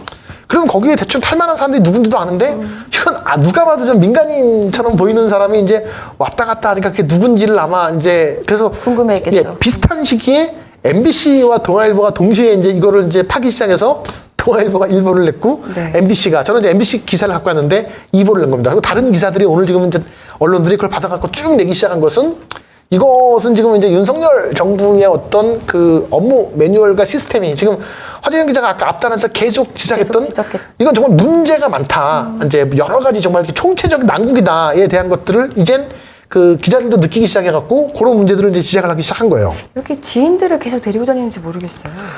그래서 이제 이게 지금 1호기에 수상한 민간인이 탔다라는 기사가 나오니까 해명을 했어요. 어떻게 해명을 했냐면 볼까요? 그게 이제 그 수상한 사람이 이제 신모 씨인데 네. 그 인사비서관의 부인입니다. 인사비서관은 검사 출신이고요. 네. 그리고 뭐 이제 그 나중에 뭐 이제 알려진 거지만 윤석열 대통령이 두 사람을 뭐 중매를 섰대요. 그래서 이 신모 씨라는 사람이 이제 같이 그냥 뭐 김건희 씨와 친해져서 이제 1호긴 탔지만 수행을 한 적은 없다라고 그렇게 해명을 했죠. 근데 짠, 그 다음 또 이제 MBN 기사가 또 딱 나왔는데 아니다. 신모 씨는 수행을 안 한 게 아니고 한국문화원의 방문에 관여를 했다. 그럼 이 해명은 거짓말인 거잖아요, 기본적으로. 그러니까 그 예전 같으면 그렇게 해명을 대통령실에 해명이 있으면 이제 넘어갈 법한 일들도 이제는 기자들이 이제 예전에 이제 어떤 비판적 야성을 찾은 거예요. 아닌데 그 한국문화원 방문한 거 우리가 아는데 그런 식으로 이제 보도를 질러버리니까 굉장히 난감해진 거고 여기에 이제 뉴데일리는 그래서 그럼 이 신모 씨가 누군가? 네. 뭐 이미 다 알려져 있지만 여기서 뭐 가리고 있으니까 이제 가린 상태에서 얘기를 하면 모 중견급 어떤 병원의 이사장의 딸입니다. 근데 이제 실제 그러니까 이원모 인사비서관의 부인인데 건강보조식품 판매 회사의 대표이사로 근무를 했지만 사업 성과는 꽝이고요. 그러니까 사업 성과는 꽝이고, 그러니까 한마디로 뭐 이제 능력이 있다라는 식으로 이제 대통령실에서 쉴드를 치니까 이 뉴데일리에서는 아닌데 이 신모 씨는 사업 실적도 꽝이고, 뭐 이렇게 대표로 취임한 다음에 자본 잠식되고 적자가 급증하는 회사의 대표인데 뭐 어떻게 그렇게 뭐 능력자라고 할 수가 있어? 라는 식의 이제 기사를 뉴데일리에서 넣은 걸 보고서 저는 또 깜짝 놀란 거죠. 도대체 아니 오늘 하루 사이에 이 기자들한테 무슨 일이 생긴 거지? 라고 할 정도로 좀 이 상황이 조금 이제 놀라웠다. 자, 또 이런 논란이 생기면 윤석열에 대한 쉴드에서 또 빠질 수 없는 윤핵관 오브 핵관. 누구겠습니까? 권성동. 네. 우리 강릉에 있는 우리 윤핵관 오브 핵관이라고 할 수 있는 그 권성동이 쉴드를 쳤죠. 예, 이렇게 쉴드를 쳤습니다. 공직자만 대통령을 수행하는 법이냐. 문재인 대통령은 수시로 BTS를 같이 동원하지 않았냐.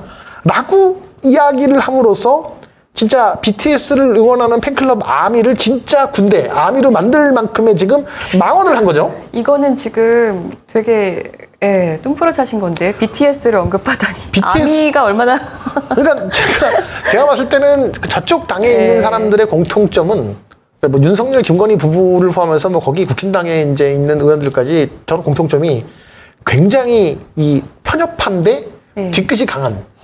그래서 이제 그 취임식 날 같이 불렀는데 BTS가 안 갔잖아요. 그거에 대한 뒤끝 때문에 계속 BTS를 지금 언급하는 거다. BTS를 소환하는 것이 아니라 세무조사는 나왔잖아요. 그 하이브, 그 BTS 소속사. 그래서 그런 식으로 지금 계속 괴롭히고 있는 것이고 저는 그래서 BTS가 최근에 뭐 사실상 활동을 안 하고 있는 이유도 아유 그렇게 논란을 일으키면서 이제 하기가 싫기 때문에 그런 것이 아닌가. 약간 좀 곁다리로 빠졌습니다만 어쨌든 권성동의 주장, 문재인 대통령은 수시로 BTS를 동원했는가에 대한 부분을 한번 또 아니 근데 팩트 체크를. 이거는 진짜 네. 그냥 생각해도 BTS가 뭐 문재인 대통령이 뭐 아들이기랍니까 무슨 지인이기라 아니 그 그렇죠. 예, 지인이기랍니까 무슨 네. 뭐 무슨 공직자기랍니까 뭔 자, 그래서 내용을 살펴봤습니다. 네. 어떤 내용인가를 살펴보면 그 유엔에서 네.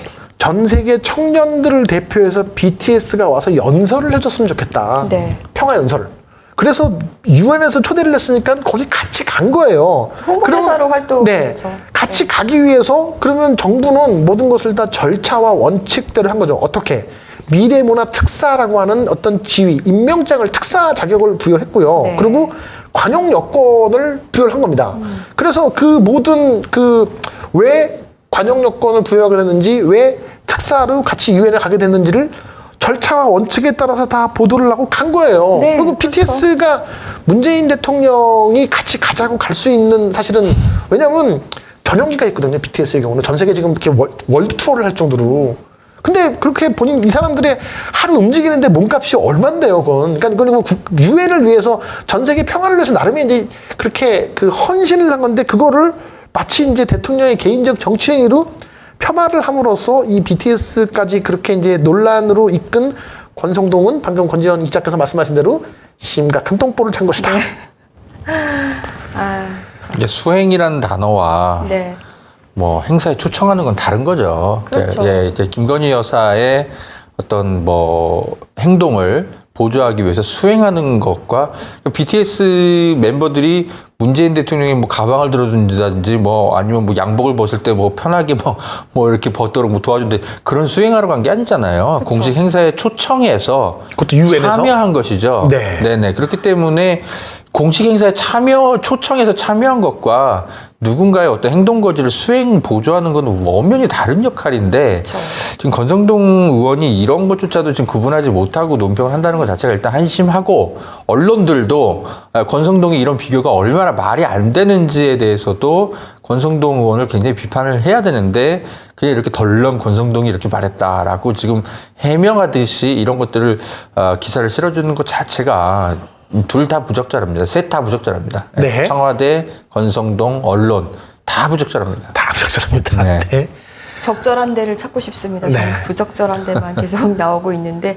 아 근데 BTS를 언급해서 본인들한테 좋을 게 없는데 계속 진짜 아까 말씀하신 대로 뒤끝인가 보네요. 근데 네, 뒤끝. 참 현명하지 않은 네, 그런 생각이 듭니다. 네, 다음 기사 의전 자, 외교 공무원 MBC는 계속 지금 제대로 보도를 하고 있는데 이 네. 사안에 대해서 중요한 거는 이 신모 씨가 의전 외교 공무원들과 같이 그 기밀 사안을 공유했다는 겁니다. 여기서 기밀 사안은 제가 보기에는 아마 그런 거겠죠. 김건희 씨나 아니면 대통령의 동선 이것은 네. 굉장히 국가 기밀이거든요. 네. 그럼 국가 기밀인데 그걸 갖고 이렇게 이제 뭔가 이렇게 이제 동선이 공유가 된다는 것은 심각한 비인가 정보 접근에 대한 어떤 권한이 받아야 되는 건데 네. 이건 굉장히 심각한 문제예요. 민간인이 그런 행동을 했다는 것은 네. 그 다음 거를 또 한번 네. 보시겠습니다. 그 다음 거를 보시면 자, 아이고 네. 이게 앞에 게 약간 좀 꼬였네요. 네. 네. 육촌 행정관 채용 논란에 대해서 먼 인척 이유만으로 배제하면 그것이 차별이다. 그것이 차별이다. 네. 자, 예, 그래서 대단한 분들이에요. 그러면은 앞에 제가 아까 순서를 잘못 오렌지했네요. 네. 그렇죠. 네. 이게 바로 부메랑으로 날아오는 거죠. 사실 저 말 자체는 전 맞을 수도 있다고 생각하거든요. 네. 능력이 있고 전공이 있고, 네 그러면은 사실 뭐 얼마든지 이제 사실 가까운 정말 믿을 만한 정말 인사 검증이 이제 완료된 사람들을 또 찾다 보면 어떻게 보면 이제 정말 가까이 있는 사람들로부터 인사를 찾을 수밖에 없어요. 사실 그럴 필요성도 있는데 그걸 가지고 문재인 정부를 물어뜯었다는 게 바로 언론들이란 말입니다. 과거에 권양숙 여사, 그러니까 노무현 대통령의 이제 부인이었던 권양숙 여사 관련해서 20촌. 그렇죠. 외가축 20촌에 문제가 있다고 엮었던 조선일보가 지금 외가 6촌이 고지를 하게 되어 있는 것조차도 제대로 지금 얘기하지 않고 그렇게 이제 깠던 조선일보가 쉴드를 쳐서는 안 되는 거죠. 네. 참. 자, 요건 아까 설명했던 내용이니까 이제 스킵하고 넘어가겠습니다. 네. 자, 그래서 약간 좀 꼬였는데, 그래서 지금 방금 그 신모 씨에 대해서 저희는 지금 이제 질문을 드리고 싶어요. 네. 그 저희 시민공감의 질문입니다.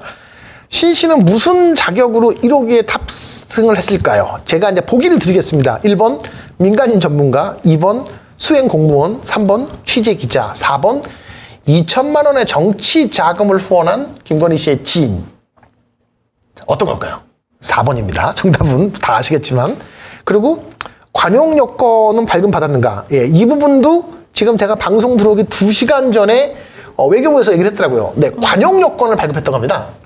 민간인에게.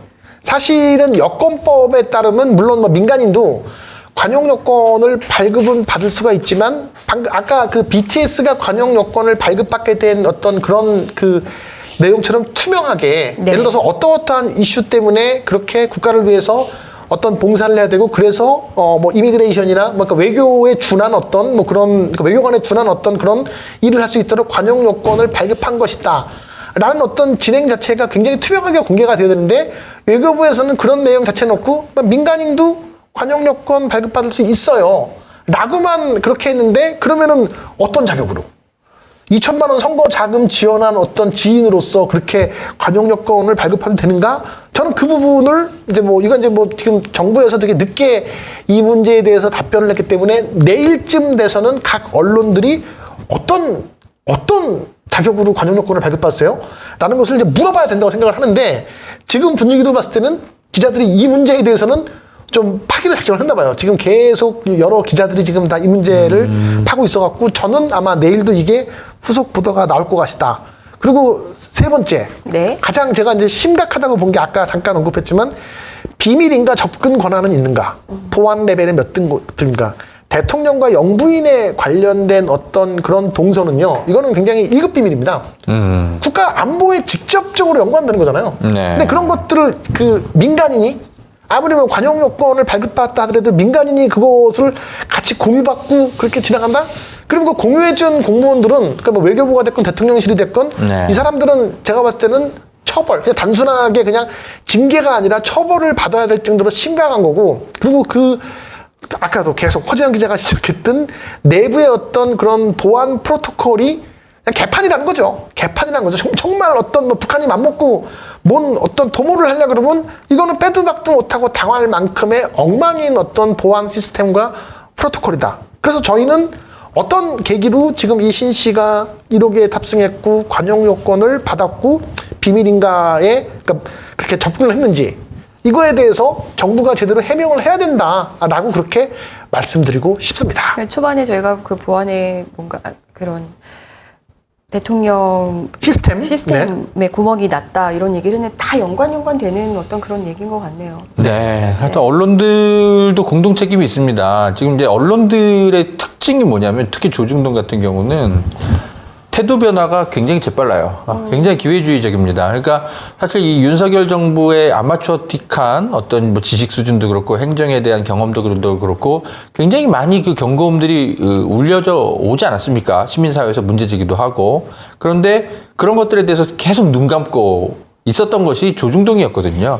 근데 이제 도저히 이 윤석열을 이렇게 방어해 주기가 도저히 어려운 수준까지 이르렀다고 판단을 했는지 모르겠으나 태도 조금도 국민에게 사과나 이런 어떤 그런 것도 없이 네, 시청에 불편을 드려서 죄송합니다. 다시 시작해 볼까요? 네. 자, 그러면은 이제 이렇게 중간에 한번 끊긴 김에 지금 이제 이제 마지막 남아있는 화재현 기자가 또 이렇게 탐사 취재를 해온 미디어 비평에 관련된 취재라고 할 수 있죠. 지금 이렇게 그 쿠팡 노조와 사측관에 관련된 어떤 그런 보도를 언론이 어떤 식으로 이제 왜곡 보도를 했고 그 내용에 대해서 화재현 기자가 해당 담당 기자와 직접 이렇게 진행했던 요 취재 내용에 대해서 한번 직접 저희가 들어보도록 하겠습니다. 네. 일단 쿠팡 노조가 본사 점거하고 대낮부터 술판을 벌였다 이런 보도가 나왔는데 노조 측에서 즉각 아니다 이거는 커피 음료다 여기서 어떻게 술을 마시냐 한 번만 확인했어도 되는데 확인도 없었다 이렇게 이제 팩트 체크를 한 건데, 그리고 사실 이 사진도 이제 확대된 걸 보면 실제로 술은 아니었던 거고요. 그렇죠? 그런데 기사가 아직도 아마 있을걸요? 안 내리신 걸로 알고 있어요. 그렇죠? 네. 네. 이번 주에 여러 이제 정치권 관련한 이제 보도들도 굉장히 왜곡 보도들이 많았지만 노동자들의 이제 정당한 파업 이런 것에 대해서 언론들이 왜 이들이 파업을 하고 있는지 분석하는 보도를 내기보다는 흠집내기성 보도들이 넘쳐났습니다. 쿠팡 물류센터에 있는 노동자들이 이제 어떠한 이제 요구 조건을 내걸고 네. 좀 사측과 협상을 벌이다가 그게 이제 좀 잘 안 돼서 지금 농성을 좀 벌이고 있는데 농성을 왜 벌이고 있는지는 조금 이따 제가 설명드리겠습니다만 오늘은 이제 미디어 비평 시간이니까 언론의 보도 태도를 좀 지적을 하자면요. 일단 잠시만요. 좀 조금만 더 들어올 때까지 약간만 제 내용이 워낙 좋으니까 좀 이렇게 이제 저 들어오실 때까지 이제 상황 설명을 잠깐 말씀을 드리면 저희가 이제 앞단에 방송을 진행을 하는데 갑자기 좀 이렇게 인터넷상의 이슈가 생겨서 버퍼링이 음향에 대한 버퍼링이 심해지면서 저희 방송이 지금 튕겨져 나갔고 새로운 방을 지금 만든 겁니다. 예, 그래서 앞단 것과 지금 이어지고 있는 방송의 내용이고요. 마지막 부분 관련해서는 지금 허재현 기자가 직접 취재해온 그 쿠팡 노조와 사측 간에 관련된 그런 보도를 언론에서 어떻게 다루었는지에 대한 부분들을 이제 허 기자가 취재해온 내용을 지금 이제 설명을 네. 하고 있는 겁니다. 뒤늦게 들어오신 분들 이제 잘 이게 어떤 상황인지 내용이 잘 이해가 안 될 것 같아서 제가 잠시 설명을 또 해드렸습니다. 네. 네. 말씀을 이어가겠습니다. 네, 그래서 지금 이제 노동자들이 이제 이런 파업들을 하고 있는데, 특히 경제신문을 중심으로 해서, 이 굉장히 찰나의 순간을 어떤 이제 제보를 받아가지고 이제 사진을 이제 보도를 한 건데, 내용이 이렇습니다. 쿠팡 노조가, 본사 점거하고 대낮부터 술판을 벌였다. 네. 이렇게 제목이 달려 있어요. 그래서, 지금 앞에 이제 술처럼 보이는 어떤 그런 병 같은 것들도 좀 보이기는 하죠. 네네. 네. 그래서, 이렇게 보도가 나갔는데, 그 다음 슬라이드를 보시면 아시겠지만, 불과 몇 시간 뒤에, 실제로 노조가 아니요. 그 다음, 아예 그냥 화면을 넘겨주세요. 네. 네. 그 다음 보시면 아시겠지만, 이게 약간 캔맥주처럼 생겨있는 요즘 좀 유행하는 음료수, 네. 커피 음료네요. 커피라는 네네, 음료수 병으로, 음료수 캔으로 확인이 됐습니다. 그러니까 아마 이제, 언론사 쪽에 아마 먼저 항의를 했을 가능성이 있고요, 노조 쪽에서. 근데 그것이 안 받아들여지니까, 수정해달라고 했는데 안 받아들여지니까 어쩔 수 없이 이제 보도자료를 배포해서, 당시 마셨던 이제 음료는, 술이 아니라 음료수다. 이렇게 정정을 한 것 같습니다. 저게 요즘 유행하는 이제 커피숍 같은 데서 뭐 수제 커피를 사면 네. 저렇게 캔에 담아줍니다. 네, 그 네, 내용인 거죠, 저게. 그렇죠. 저기 장소가 아마 그 복도일 거예요. 네네네네. 사람이 지나다니는 데기 때문에 사실 술판을 버리기가 되게 어려운 장소일 텐데. 네. 네. 그렇죠. 사실 파업 중간에 저는 술을 마실 수도 있다고 생각합니다. 네. 예, 모두 어떻게 노동자들이 항상 딱 무슨 정돈된 자세로 항상 이렇게 농성을 유지할 수 있습니까? 사실 저는 술도 마실 수 있다고 생각하지만 어쨌든 노동자들은 술을 마시지 않았다라고 얘기를 하고 있고요. 근데 이런 식으로 쓰는 것 자체가 이제 노조에 대한 혐오를 조금 키우고 싶은 언론의 저는 그렇게 심리가, 추측합니다. 예, 왜 보이는 거잖아요. 경제신문이라서 좀 저희가 편견을 갖고 보는 것일 수도 있겠습니다만, 아무래도 이제 좀 노동자들의 입장에서 보기보다는 항상 경영주, 사측, 예, 이런 사람들만 만나서 그들의 입장을 늘 대변하는 보도들을 해왔던 것이 이제 경제신문이라서 한국경제신문이 어떤 식으로든 그 쿠팡 쪽의 사측의 어떤 이제 그 미디어 홍보실이나 이런 곳에 설명을 계속 들어왔을 겁니다. 그런데 노동자들이 저런 곳에서 어떤 술을 마시고 있다. 어떤 식으로든 사측과 연관된 어떤 제보자와 연이 닿아가지고 제대로 검증도 하지 않고 이렇게 보도를 한 것 같은데 굉장히 문제가 심각합니다. 근데 그래서 제가 이제 그렇게 그냥 보도를 한 것도 문제인데 네. 이게 아니라는 게 드러났으면은 정정을 하고 사과를 하고 뭔가 조치가 있어야 되잖아요. 네, 근데 그렇죠. 저는 내려간 거 아직 못 본 것 같거든요. 네. 자, 맞습니다. 예, 그래서 저희가 도대체 일단은, 저희가 이제 해당 기사를 쓴 기자와도 저희가 뭐 통화 시도를 했습니다만 이따 들려드리겠고, 해당 이 상황이 정확히 어떤 상황이었는지 쿠팡 노조 관계자로부터 직접 설명을 좀 들었거든요. 네. 정확하게 한번 들어보시겠습니다. 네. 그 뭐 술판이라고 보도했던 그 현장에 대해서 실제로는 어떤 거였는지 좀. 그게 저희 해고되신 노동자분께서 세 분 계신데요. 저희 조합원 중에서요. 네. 그 중에 한 분이 인천 분의 부분회장님이세요. 네. 네, 이 부분회장님의 아시는 지인분께서 저희 농성투쟁 하시는 거를 네. 좀 응원하기 위해서 본인의 이모님이 네네. 김포에서 추러스랑 커피를 파는 카페를 하고 계신데, 네네. 네, 여기서 이제 추러스랑 커피를 구매를 해가지고, 이제 저희 농성장을 지지 방문 오신 거죠. 네네네. 네, 근데 그 커피가 이렇게 캔 형식으로 포장되는 네네. 커피였고, 커피는 이제 투명 캔도 있었고, 그 다음에 이제 뭐 약간 트로피컬한 그림이 그려져 있는 네네. 이제 포장도 있었고요. 가운데 이렇게 그 해당 이모님께서 운영하시는 그 추러스 가게에 이제 업체 명이 적혀져 있는 네네. 네, 그 커피였고요. 그래서 당시에 아메리카노랑 카페 라떼를 해가지고 사서 방문을 해주신 거였어요. 네. 그러면 그 사진은 어디로 외부로 유출된 건가요? 아니면 뭐 어떻게 그들이 그걸 확보한 거죠? 제보가 들어갔나요? 그 기사상으로 봤을 때는 네. 시민의 제보를 받았다라고 하는데요. 네, 사진을 찍은 위치를 확인했을 때는 이게 사진이 위에서 아래를 내려다보는 형식의 사진인데, 네, 그런 걸 봤을 때 과연 지나가시는 시민분이 과연 찍으셨을까? 왜냐면, 그렇죠. 네, 지나가시는 시민분이었다면은, 1층을 지나가시면서도 사실 확인을 하실 수 있었고, 네. 그 자리에서 사진을 찍거나 하셨을 수도 있었는데, 이렇게 여기가 이제 2층에 병원이 다니셔서 일반 시민분도 다니는 공간은 맞지만, 네. 저희가 생각했을 때는 일반 시민분이 제보했다고 하기에는 요즘 카메라 성능도 워낙 좋은데, 줌을 땡긴다고 해서 그 정도로 저화질이 될 것 같지는 않고, 그리고 확인도 정확하게 하지 않은 채 네. 일단 보도를 했을 때 과연 이 사진의 출처가 정말 좀 정당한 출처인지 아니면은 사측의 보안 요원이 좀 찍은 사진인지에 대해서는 저희는 좀 수도 의심의 있겠네요. 여지를 좀 가질 수밖에 없더라고요. 네네. 네. 네. 지금 보셔서 아시겠지만 골 때리네요. 황당한데요, 진짜. 이 사진 제공자가 네. 일반 시민이 아닌 것 같습니다. 이거 네. 그렇죠. 네. 네. 아까 각도나 그 내용이 지금 네. 보니까 더더욱 좀 의심이 들어요. 그렇죠.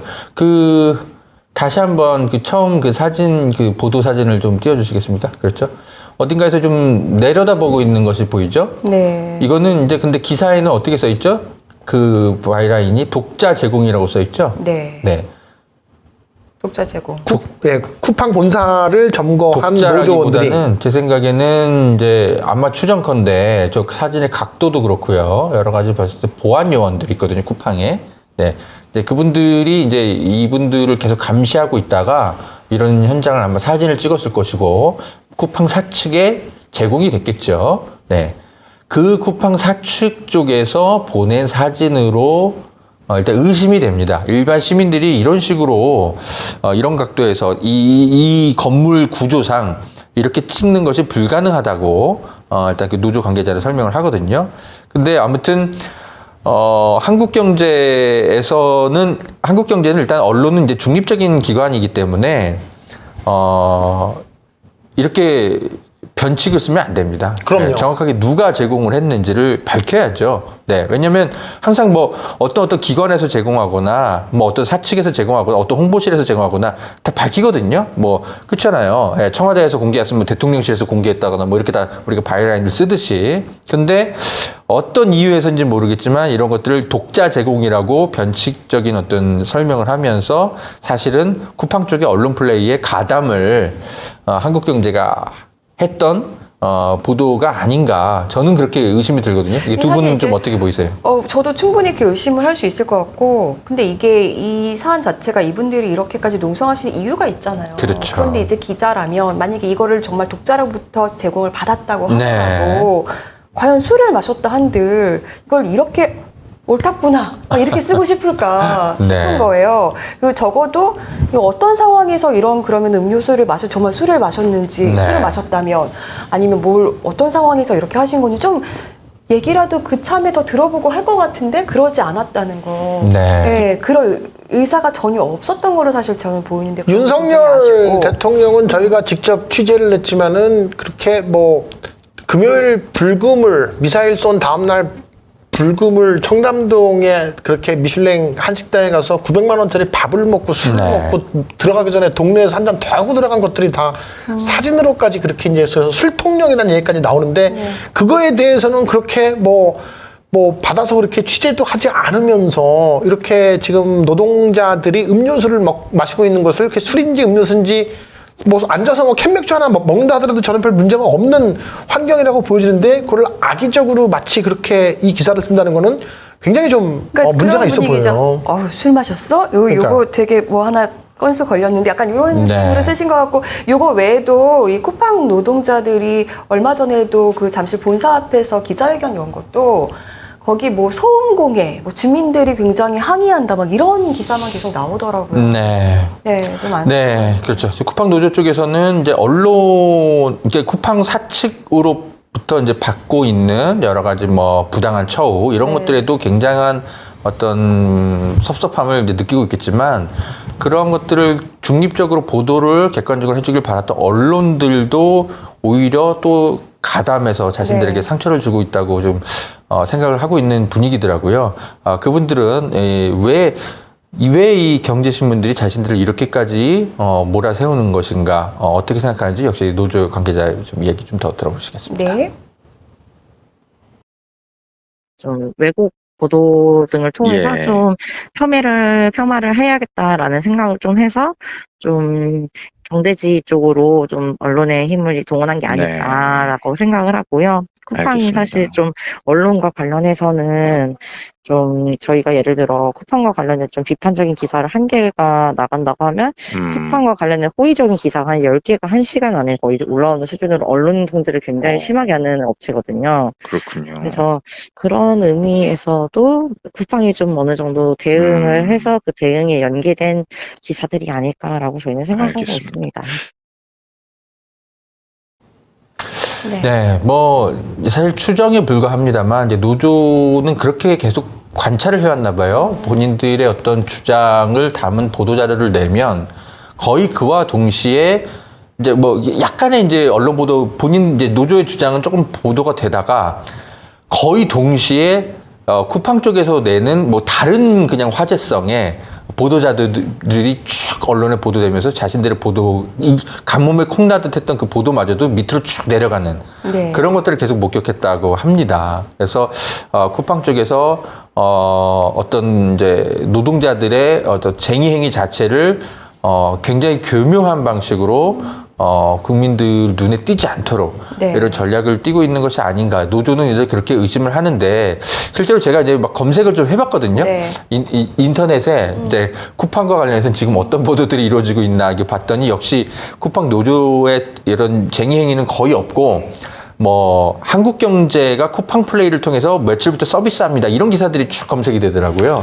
어쩌면 한국경제가 그것 때문에 네, 쿠팡 쪽에서 뭐 다른 소동이 없도록 뭐 이런 식으로 좀 마치 본인들의 일처럼 노조의 어떤 쟁의 행위를 이렇게 비난하는 어떤 그런 류의 기사를 쓴 것이 아닌가 의심될 정도로 언론들이 이런 모습을 보이고 있더라고요. 굉장히 참담한 어떤 이번에 일종의 저는 이게 보도 어떤 역사에 기록될 만한 굉장히 그 반노동자적 시각의 그쵸. 오보, 악의적인 오보가 무려 이게 아닌가. 단독이고 말다운표도 안 넣었어요. 굉장히 자신감 있게 딱 제목을 찍었거든요. 그래서 사실 이제 너무나 당연하게도 어떤 이제 제보가 들어오면 그 제보가 사실인지 여부를 검증하기 위해서 당사자들에게 또한 연락해서 당시에 이렇게 사진이 있는데 실제로 술을 마신 거 맞느냐라고 확인 취재를 한 다음에 보도를 해야 되는 거거든요. 그게 이제 크로스 체크잖아요. 언론의 이제 ABC인데, 제가 볼 때는 그런 과정을 전혀 거치지 않은 상태인 것 같아요. 그래서 역시, 이제 노조 쪽에서도 항의를 했다고 하더라고요. 네. 네, 근데 들려온 답변이 굉장히 가관이었습니다. 한국경제와도 통화를 하신 거죠? 네, 일단 노조 쪽에서 쪽에? 먼저 접촉을 했는데, 한국경제 쪽에서 설명한 그 답변이 굉장히 가관이었습니다. 네. 한번 확인해 보시죠. 그러면 그래서- 사후에라도 뭐 이렇게 문제가 돼서 뭐 항의를 했는데 뭐 네. 어떻게 조처하겠다든지 연락이 없나요? 왜냐하면 보도가 네. 계속 아직도 나오고 있던데. 네, 그래서 저희가 관련해서 기사를 냈던 이제 한경이랑 예. 기사를 약간 이제 받아서 쓴 조선일보 기사랑 해서 네네. 4개 정도의 기사가 아직 있는 것으로 확인을 하고 있어서 해당 기사를 이제 그러니까 등록한 이제 언론사에다가 저희가 정식으로 공문을 보냈고요. 네, 어쨌든 사실관계를 지금 왜곡하고 있고, 이거는 굉장히 지금 노동조합의 투쟁에 있어서 정당성을 고의로 훼손하는 행위이기 때문에 기사를 당장 삭제할 것과 이에 관련해서 정정 보도를 낼 것, 그리고 네. 관련해서 사과를 공식적으로 요청을 했음에도 불구하고 답신이 두 곳이 왔는데요. 네네. 저희가 그 기사를 쓴 기자에게 보냈는데 네. 답신이 오기를 뭐 고객센터 같은 곳에 문의를 하세요라는 식으로 답변이 왔더라고요. 조금 약간 어이가 없어서 기자 본인이 어쨌든 오보임을 인정하고 수정을 해야 되는 부분이라 그렇죠. 생각하는데 뭔가 고객센터에 문의하세요라고 말을 하셔서 조금 좀 어이가 없는 상황이고요. 저도 네. 이제 저희 평화나무에서도 저 부분 좀 취재 지시를 해서 네. 신미론 기자가 오늘 아마 보도 저희도 나갔는데 한국경제 전화를 안 받는다 그러더라고요. 네. 아니 고객센터는 가령 그런 거 아니에요? 뭐 신문 이거 배달이 안 와요. 뭐 그렇습니다. 그런 거를 하는 데인데 그걸 본인이 오보를 쓰고서 그런 고객센터에 하라는 것은 무슨 배짱인지 모르겠네 네. 기자가. 명확하게 제가 알려드리겠습니다. 어떤 언론사도 해당 기사에 대한 문의를 고객센터에서 처리하지 그러니까요. 않습니다. 예, 그러니까. 이거는 편집국과 해당 기자에게 그렇죠. 항의를 하거나 요청을 해서 정정을 하거나 뭐 여러 가지 뭐 언론중재위에 뭐 제소를 하거나 이제 그런 절차를 밟지 어떤 신문의 뭔가 경영과 관련한 어떤 상업행위와 관련한 서비스 뭐 이런 것들을 처리하는 부서가 고객센터이고요. 이거는 편집국에 문의하셔서 항의하셔야 될 그런 사안이 명확합니다. 한국경제가 모르겠습니다. 뭐 의도적으로 노조에게 뭐 본인들의 이제 이야기 자체를 편집국에 전달할 마음이 아예 없다라는 걸 표시하기 위해서 저런 식의 모욕적인 어떤 답변을 한 것 같은데 저런 언론사 없습니다. 냉정하게 말씀드리고요. 그래서 노조 쪽에서 아무튼 이제 답변을 이제 받지를 못했기 때문에 네. 당연히 이제 언론중재위에 제소를 하고 민형사 소호 제기가 가능해 보이고요. 제가 이제 이 사건을 지켜보면서 느꼈던 거는 언론중재법이 통과되지 못했기 때문에 여전히 벌어지는 언론들의 막무가내 악의적인 행동들이다. 네. 네. 만약에 언론중재법이 통과되어서 이게 이제 당시에 이제 그 개정이 될 뻔했던 그 언론중재법에 징벌적 손해배상 제도 이런 조항들이 들어가 있었거든요. 지금은 이제 쿠팡 노조가 설사 이제 소송을 들어가더라도 저런 것에 대한 명예훼손성에 대한 뭐 그래봤자 뭐 몇백만 원 아마 받을 겁니다. 아마 변호사비가 더 됐어요. 그렇죠. 근데 그거 수천 배, 수백 배 이상을 물려야 됩니다. 그런 어떤 징벌적 조항이 없기 때문에 저렇게 자신감 있게 기자가 사실 기자도 저게 오보임을 알 거거든요. 예. 근데 별로 책임을 안 질 걸 알고 있기 때문에 저런 식으로 장난질을 치는 거라고 생각이 들거든요. 언론중재법을 통과시키지 못했던 당시에 이제 민주당 사실 이 사건을 통해서 좀 다시 한번 뼈아프게 생각해야 될 것 같고 한결의 경향 역시 언론중재법의 통과를 막기 위해서 함께 언론단체와 함께 움직였거든요. 이 사건에 대해서 함께 반성해야 됩니다. 자, 어쨌든 뭐 다행히 또 저는 전화번호를 입수를 해서 네, 한국경제 연락을 하셨어요. 기자에게 네. 직접 통화를 담당 기자랑 기사 쓴 기자랑 통화를 하신 거예요? 한국경제 기자에게 네. 직접 전화를 했습니다. 담당 기자. 네. 어떻게 답변을 하는지 들어보시죠. 안녕하세요. 저는 시민언론 열린공감TV에서 취재하고 있는 허재현 기자라고 하는데요. 아, 예, 할 말 없습니다. 무슨 끄는 거예요? 뭐 유감스럽게도 저게 통화 내용이 다고요. 와. 박종관 기자. 네, 박종관 기자 그 프로필 사진 좀 띄워주시겠어요? 와. 아, 네네, 제가 네, 제가 잠시 넋을 네, 네, 네, 정신이 잠시 네, 네, 예, 네. 어떻게 이럴 수가 있죠? 뭐 네, 아무튼 무슨 질문인지 듣지도 않더라고요. 네, 그냥 이미 예상한 거죠? 그럴 수도 있고요. 네. 뭐 열린공감 TV에 대한 기본적인 어떤 평소에 불신을 드러낸 걸 수도 있고요. 2017년도에 한경에 이제 채용된 기자는 지금 이제 5년차 기자예요. 5년차 취재 기자인데 짧은 기간 동안에 아주 기레기로서 그 이름을 들을 만큼의 아주 막강한 내공을 쌓은 것에 대해서 축하의 말씀을 드립니다. 아주 뭐 조선일보를 지금 가고 싶어서 좀 노력 중인가요? 그게 지금 기자로서 대할 태도입니까? 본인이 그런 정말 쓰레기 같은 기사를 썼으면 책임을 져야지. 그거에 대해서 후속 취재 자체를 그냥 할 말 없다고 끊어버리는 게 그게 기자가 맞아요, 그게?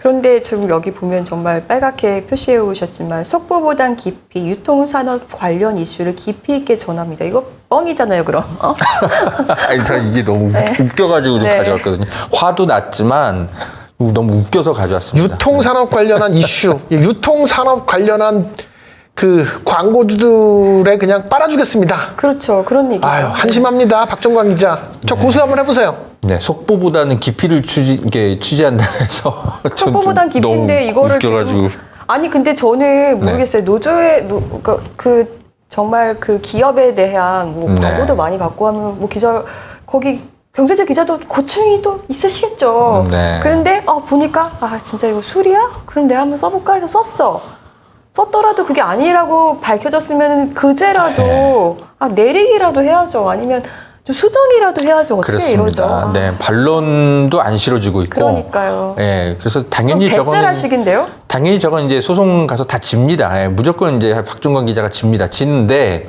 지더라도 너무 가볍게 지는 거예요. 예, 징벌적으로 손해배상을 물리지 못합니다. 예. 근데 이게 그런 게 있는 것 같아요. 언론중재법이 통과 안 돼서. 저도 네. 이제 뭐 대형 교회들 이런 곳에서는 이제 평화나무에 대한 음해를 되게 많이 하셨잖아요. 네.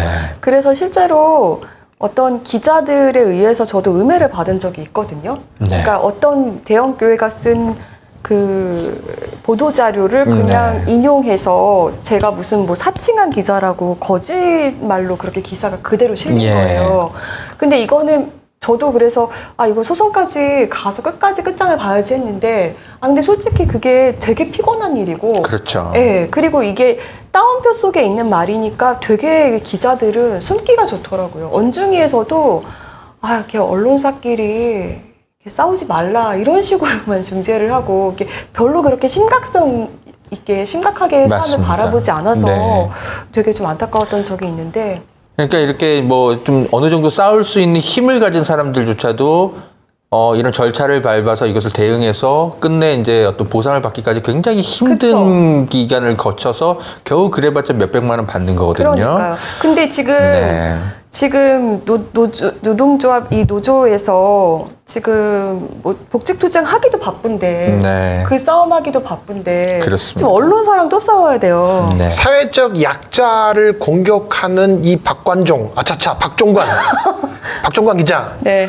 그게 기자의 저널리즘, 그 대기 추구하는 기자의 저널리즘이라는 게 사회적 약자를 허위 사실로 공격을 하면서 거기서 어떤 무슨 뭐 만족을 느끼는 어떤 게 당신의 어떤 저널리즘인지 모르겠는데 그래서 기자가 된지 모르겠는데 저는 비록 이거 시민언론 열린공감에서 시민기자라는 타이틀을 걸고 권력에 싸우면서 지금 그렇게 뭐 김건희, 윤석열 등의 뭐 SK 그런 14군데 지금 소송을 당하고 있어요. 하지만 전 부끄럽지 않고 무섭지도 않습니다. 반성하세요. 네. 기자라는 타이틀 14번인가요? 총 14군데 들어가고 더 계속 몇 턱이 올라가고 있습니다, 지금. 네. 네. 아무튼 뭐 참 평정심을 유지하기 네. 참 어려운 그런 수준의 어떤 기자의 박종관 기자의 어떤 태도와 이런 어이없는 보도들 때문에 시민 여러분도 많이 화가 나셨겠지만 힘들게 싸우고 있는 쿠팡 노조원들도 네. 굉장히 큰 상처를 받고 있는데 그분들도 역시 좀 힘을 좀 많이 실어주셨으면 좋겠고 어쨌든 뭐 미디어 비평 시간이긴 합니다만 꼭 이렇게 뭔가 사건만 이렇게 전하고 나면 사실 정작 노조원들이 무엇 때문에 싸우고 있는지를 건너뛰게 네. 돼요. 그래서 짧게라도 조금 알려드리겠습니다. 잠깐 네. 화면 좀 띄워주시겠어요?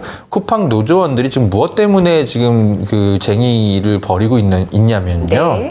네, 이제 그 권영구 변호사가 이제 이분들을 이제 변호하고 있는데 네. 이분의 이제 설명 글입니다. 현재 지금 쿠팡 노조에서는 이제 그 물류센터에 있는 노동자들이 거기에 냉난방 시설이 없다고 해요. 네. 그래서 냉난방 시설을 좀 설치해 달라 이런 요구를 하고 있고 적정한 휴게 시간을 보장해 달라. 그리고 직장 내 괴롭힘들이 이제 벌어질 수 있는데 그것을 방지할 수 있는 심의위원회 등을 구성해 달라고 요구를 했는데 이게 안 받아들여져서 지금 쟁의가 되고 있고 네. 안타깝게도 이 쟁의에 좀 앞장섰던 교섭위원 정성용 인천 분회장 등등등 이런 분들이 계약 기간 만료를 이유로 근로계약 종료를 좀 통보당한 상태라고 합니다. 그래서 진짜 지금 골때리네. 이렇게 이제 농성을 하고 있다고 하네요. 네. 아니 뭐 어마어마한 월급을 무슨 뭐 200%를 올려주세요도 아니고 그냥 냉난방 설비 설치해 주세요. 적정한 휴게 시간 보장해 주세요. 뭐 직장 내 괴롭힘을 막기 위한 뭐 심의위원회 구성해 주세요. 이 정도인데 네. 그렇죠. 이거를 안 들어주는 사측도 저는 되게 한심하고요. 그거에 대해서 그렇게 취재를 하면서 그렇게 이런 억울한 힘든 가운데 농성을 하는 그 노조원들을 대상으로 그런 허위 왜곡 기사를 내고 그것이 밝혀졌는데 이렇게 모른 척하고 있는 우리의 박종관 기자도 네. 정말 한심합니다. 정말 네. 아무튼 뭐 이제 우리가 이제 윤석열 정부의 여러 가지 문제점을 취재하느라 사실 바빠서 사실 언론들이 이 자본에 종속되어 있는 네. 이런 언론들의 반노동자적 저널리즘에 대해서도 사실은 좀 날카롭게 우리 시민사회가 같이 좀 신경 써서 봐주셨으면 좋겠습니다. 저는 조중동이 요즘에 네. 좀 이렇게 이제 윤석열 정부에 대해서 삐딱선을 타기 시작한 것도 경제 문제랑 연관이 있다고 봅니다. 네. 뭐 기업들이 좀 뭔가 그렇죠. 경제가 어려워지면서 좀 뭐 네. 목으로 가고 있는 게 아닌가. 네. 자, 그 마지막으로 하나 더 좀 저널리즘적으로 좀 분석할 네. 이번 주에 하나의 뉴스가 있었습니다. 요거까지만 좀 전달해 드릴게요. 네, 시간이 많이 갔지만 네. TV조선이 법정 제재 늘 받지만 신경도 안 쓰는 것 같지만 또 받았습니다. 어떤 프로그램이 법정 제재를 받았냐면 지난 이제 그 재보궐선거 때 네네 이재명 TV라고 유튜브에서 이재명 의원 당시 후보가 국회의원 후보가 이제 직접 운영했던 유튜브 방송이 있습니다. 이제 지역 인천의 이제 계양의 이제 주민들 직접 다 만나는 것들을 실시간으로 내보냈는데 어떤 찰나의 순간 뭔가 좀 논란이 될 수 있을 만한 현장만 딱 잡아가지고 마치 인천 주민들에게 무례하게 구른 것처럼 그렇게 보도하는 보도들이 넘쳐났었어요. 악의적이네요. 기억나십니까? 네, 기억납니다. 저게 이제 대표적인 보도였거든요. 네. 이제 유세중에 여성 어깨를 콕 찌르고 도망갔다 그런 게 아니라 당시에 그 방송을 쭉 다 보시면 아시겠지만 저게 하나 인사의 표현이었어요. 그러니까 손을 잡기도 하지만 뭐 그냥 시민들이 다 뭐 이렇게 등을 돌려가지고 또 막 어깨를 막 들어가지고 뭐 손을 펴서 뭐 악수를 다 이렇게 또 할 수는 없기 때문에 그냥 가볍게 그냥 이렇게 저렇게 인사하는 경우들도 제법 있었습니다. 근데 그 화면만 보면 진짜 그런데 마치 성추행 뭐 비슷한 걸 한 것처럼 그렇게 그냥 딱 보도를 했단 말이죠. 그래서 저건 좀 해도 너무한다 싶어서 선거방송심의위원회에서 이것에 대해서 주의 조처를 내렸습니다. 네. 주의 조처를 내렸는데 뭐 어쨌든 이런 부분들에 대해서 문제가 심각하다. 어떻게 이게 이렇게 이런 보도를 할 수 있냐.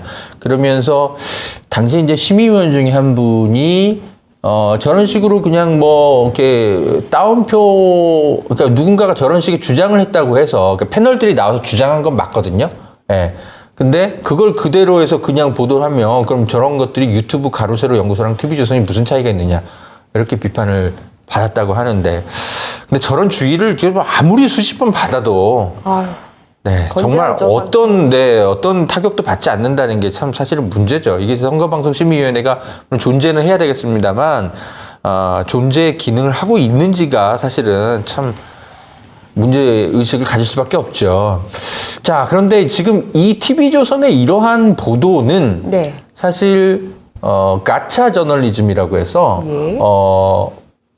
이제 해외 이제 미국 이제 서구권에서 굉장히 그 사회 현상으로 문제화되고 있는 논의가 되고 있는 그런 저널리즘의 아주 형편없는 우리 사회 민주주의를 형편없게 만드는 어떤 저널리즘으로서 굉장히 비판 대상이 되고 있습니다. 예. 이게 뭐냐면 가차 그러니까 이게 got you 그거를 이제 가차 너 딱 걸렸어 이제 이런 저널리즘 뭐 이런 표현인 건데 이게 뭐냐면 본질은 사라지고 어떤 정치인이 약간의 뭐 말실수를 한다든지 아니면 뭐 약간의 그냥 뭐 해석에 따라서 조금 약간 이상하게 비칠 수 있는 뭐 행동을 했다든지 네 그런 것들을 가지고 언론들이나 또는 상대 진영 정치인들이 막 그 물고 늘어져요.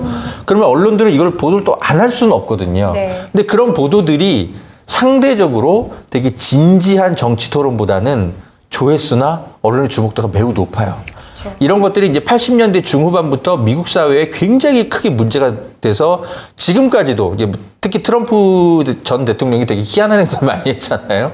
그래서 그런 것들 때문에 미국 사회의 진지한 토론과 토론 비평 이런 저널리즘들이 점점 뒤로 밀려나고 그냥 뭔가 실수하고 말 실수하고 정치적으로 막 삿대질하면서 공격하고 이런 저널리즘이 굉장히 주목받으면서 미국 사회의 정치 평론이나 어떤 올바른 저널리즘이 막 붕괴되는 형상들이 있거든요. 네.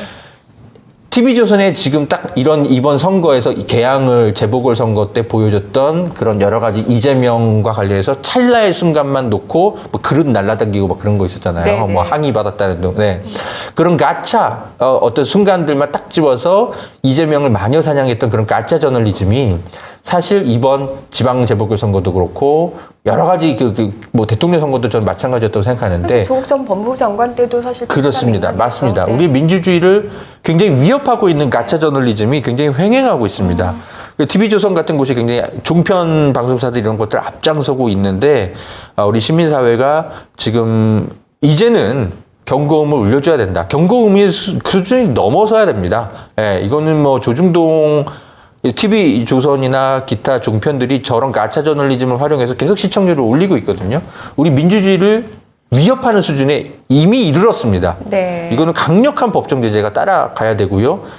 언론중재법 다시 말씀드립니다만 민주당 지금의 180석을 가지고 검찰개혁 다음은 전 가장 중요한 게 언론개혁이라고 생각하거든요. 언론중재법 논의 빨리 다시 시작하셔야 됩니다. 네. 가차 뭐 여담이긴 합니다만 가차의 원래 어원은 게임에서 났습니다. 게임에서 뽑기, 아이템 뽑기. 네. 뭐 예를 들어 어떤 게 있을 때 내가 뭐 상자에서 뭘 딱 나왔을 때 원하는 아이템이 나오는 그걸 보통 가차라는 모델이라고 하죠. 근데 이제 지금 뭐 원하는 것만 딱 꼬집어내서 지금 그렇게 보도를 하는 저널리즘이 이제 가차 저널리즘. 이게 또 얼핏 우리말처럼 가짜 저널리즘이라고 들리기도 해서 또 그렇게 굉장히 또 절묘하게 네. 또 이게 또 그러네요. 어떤 그 어감 자체가 비슷하게 좀 느껴지네요. 네. 네. 네, 그렇습니다. 이상하게 미디어 비평 시간을 마치고 나면 피로도가 확 쌓이거든요. 그래서 준비하신 마음이 무거워지죠. 네. 그러니까요. 같은 이제 동종업계의 기사들을 또 비평하고 또 이것들을 해결을 해야 되는데 사실 저희가 이렇게 미디어 비평을 하고는 있습니다만 이게 정치권과 그리고 진보 언론이라든지 또는 언론 단체들이 합심을 해서 이런 문제들을 함께 같이 싸워나가야 되는데 사실은 이제 시민 언론 열린 공감을 지켜보시는 우리 시청자분들과 정말 몇몇 깨어있는 기자들 외에는 사실 이런 문제들을 굉장히 지금 날카롭게 분석하고 있지 않기 때문에 사실은 이런 방송을 하고 있습니다만 저희도 하고 나면 의무감에 하고는 있습니다만 과연 언론 개혁이 될 수 있을까? 민주당의 저런 큰 의석을 가지고도 저 모양인데 네. 참 항상 마음이 무거워지는 것 같습니다. 그러니까요. 네. 그럼에도 불구하고 또 이렇게 준비해 오시라고 오늘 너무 수고 많이 하셨고요. 네. 다크서클이 우리 김재일 있지만. 작가님 정말 스트레스 많이 받으실 것 같아요. 그러니까. 이 스트레스 받는 기사들을 계속 수집하시고 그러니까. 또 다운표 그리시고 뭐 빨간표 만드시고 하나 이제 문제는 이게 끝나지가 않는 거야. 그러니까 오늘 방송을 해서 야 방송이 끝났다가 아니고 이제 다시 내일부터 또 새로 시작되는구나. 한 주간에 또 이렇게 또 이제 수집을 해야 네. 되는구나를 하는 아유. 이제 저한테는 좀 다행히 네. 이제 열린공감 TV에 이제 다른 좋은 이제 방송들이 있지만 미디어 비평 시청률이 낮지 않아요. 높은 저는, 편이죠. 네, 너무 다행이라고 생각합니다. 강진구가 나오지 않는데 이 정도 시청률은 굉장히 드문 겁니다. 분이 너무 네. 잘해주셔서 아니 그러니까 저는 그런 아유, 생각도 권지혜 들어요. 기자님도. 권지혜 기자. 차라리 좋은 기사를 뽑아오는 게 더 쉬울 수 너무 어렵나요? 아니, 못 네, 찾나? 뭐 하나 정도도 한두 개 정도는 네 있을 수 있습니다. 뭐 그렇게 좀 아니 어떤 네, 게 더 쓰레기 기사인가를 고르기가 또 너무 힘들 것 같아서 계속 저희가 이제 평화나무의 기사만 가져오게 될까 우려스럽긴 한데 좋은 기사들도 있죠. 네. 네. 저희가 모범 2주의 모범 기사 하나 정도씩 찾아오는 것도 좋은 아이디어 같네요. 네. 그렇게도 한번 생각을 해보겠습니다. 착한 네. 일은 권지현 기자가 하고 저는 못된 기사는 제가 가지고 허재현 기자는 탐사를 해오고 이런 문제 좀 이렇게 포스의 균형이 맞겠네요. 네. 알겠습니다. 저도 뭐 한 8월부터는 더 네. 가열차게 한번 해보도록 하겠습니다. 아 네. 저기 저 화장빨 아닙니다. 예, 오늘은 그 메이크업을 하지 않은 상태입니다. 이 어떤 조명 분이 탓입니다. 화장빨이냐고 김 물어보셨군요. 작가 얼굴이 뽀사시하다고 지금 화장빨이냐고 하는데 네 저의 피부는 소중하니까요. 화장 안 했습니다 오늘은. 조명이 진짜 좋네요. 네 조명이 오늘따라 아주 그냥. 네, 아주 잘 받으시는 것 같습니다. 네, 오늘 저희가 웃으면서 시작했지만 역시나 네, 머리에 김나도록 예, 스트레스 많이 받으셨을 것 같은데 끝까지 시청해주셔서 감사드리고요. 저희는 다음 주에 광고 하나만 해볼게요. 네.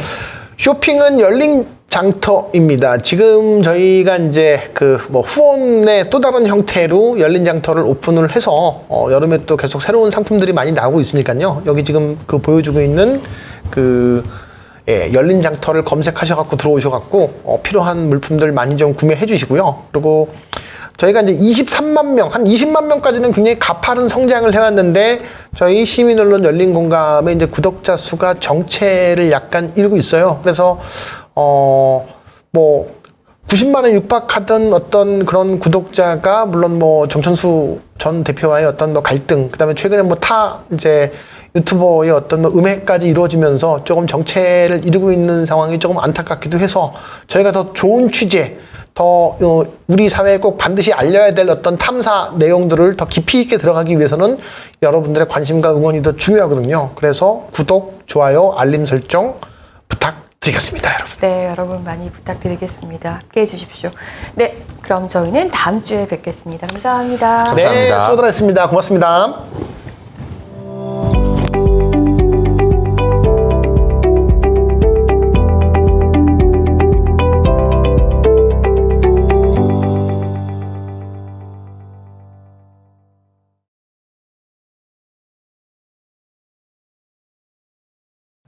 요새 못해 먹겠다고 생각하시는 분들 많죠?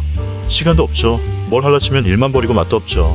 자, 그럴 때일수록 더 잘 먹어야죠. 그냥 한 팩 뜯어서 프라이팬에 7분만 볶아보세요. 이 짧은 시간에 양념이 제대로 된 정석 돼지불백 다 됐습니다. 깔끔하게 매콤한 고추장 돼지불고기랑 단짠단짠한 간장 돼지불고기 뭘 더 좋아하세요? 국내산 폐와 양파를 사용해서 정성껏 숙성시킨 양념육을 혼밥으로, 술안주로, 그리고 밥 반찬으로 넉넉하게 드셔보세요. 빠르죠? 간편하죠? 맛은 놓칠 수 없으니까. 킥킷 제주안돈 고추장 돼지불고기, 간장 돼지불고기 지금 열린 장터에서 두 가지 맛 할인가에 절찬 판매 중.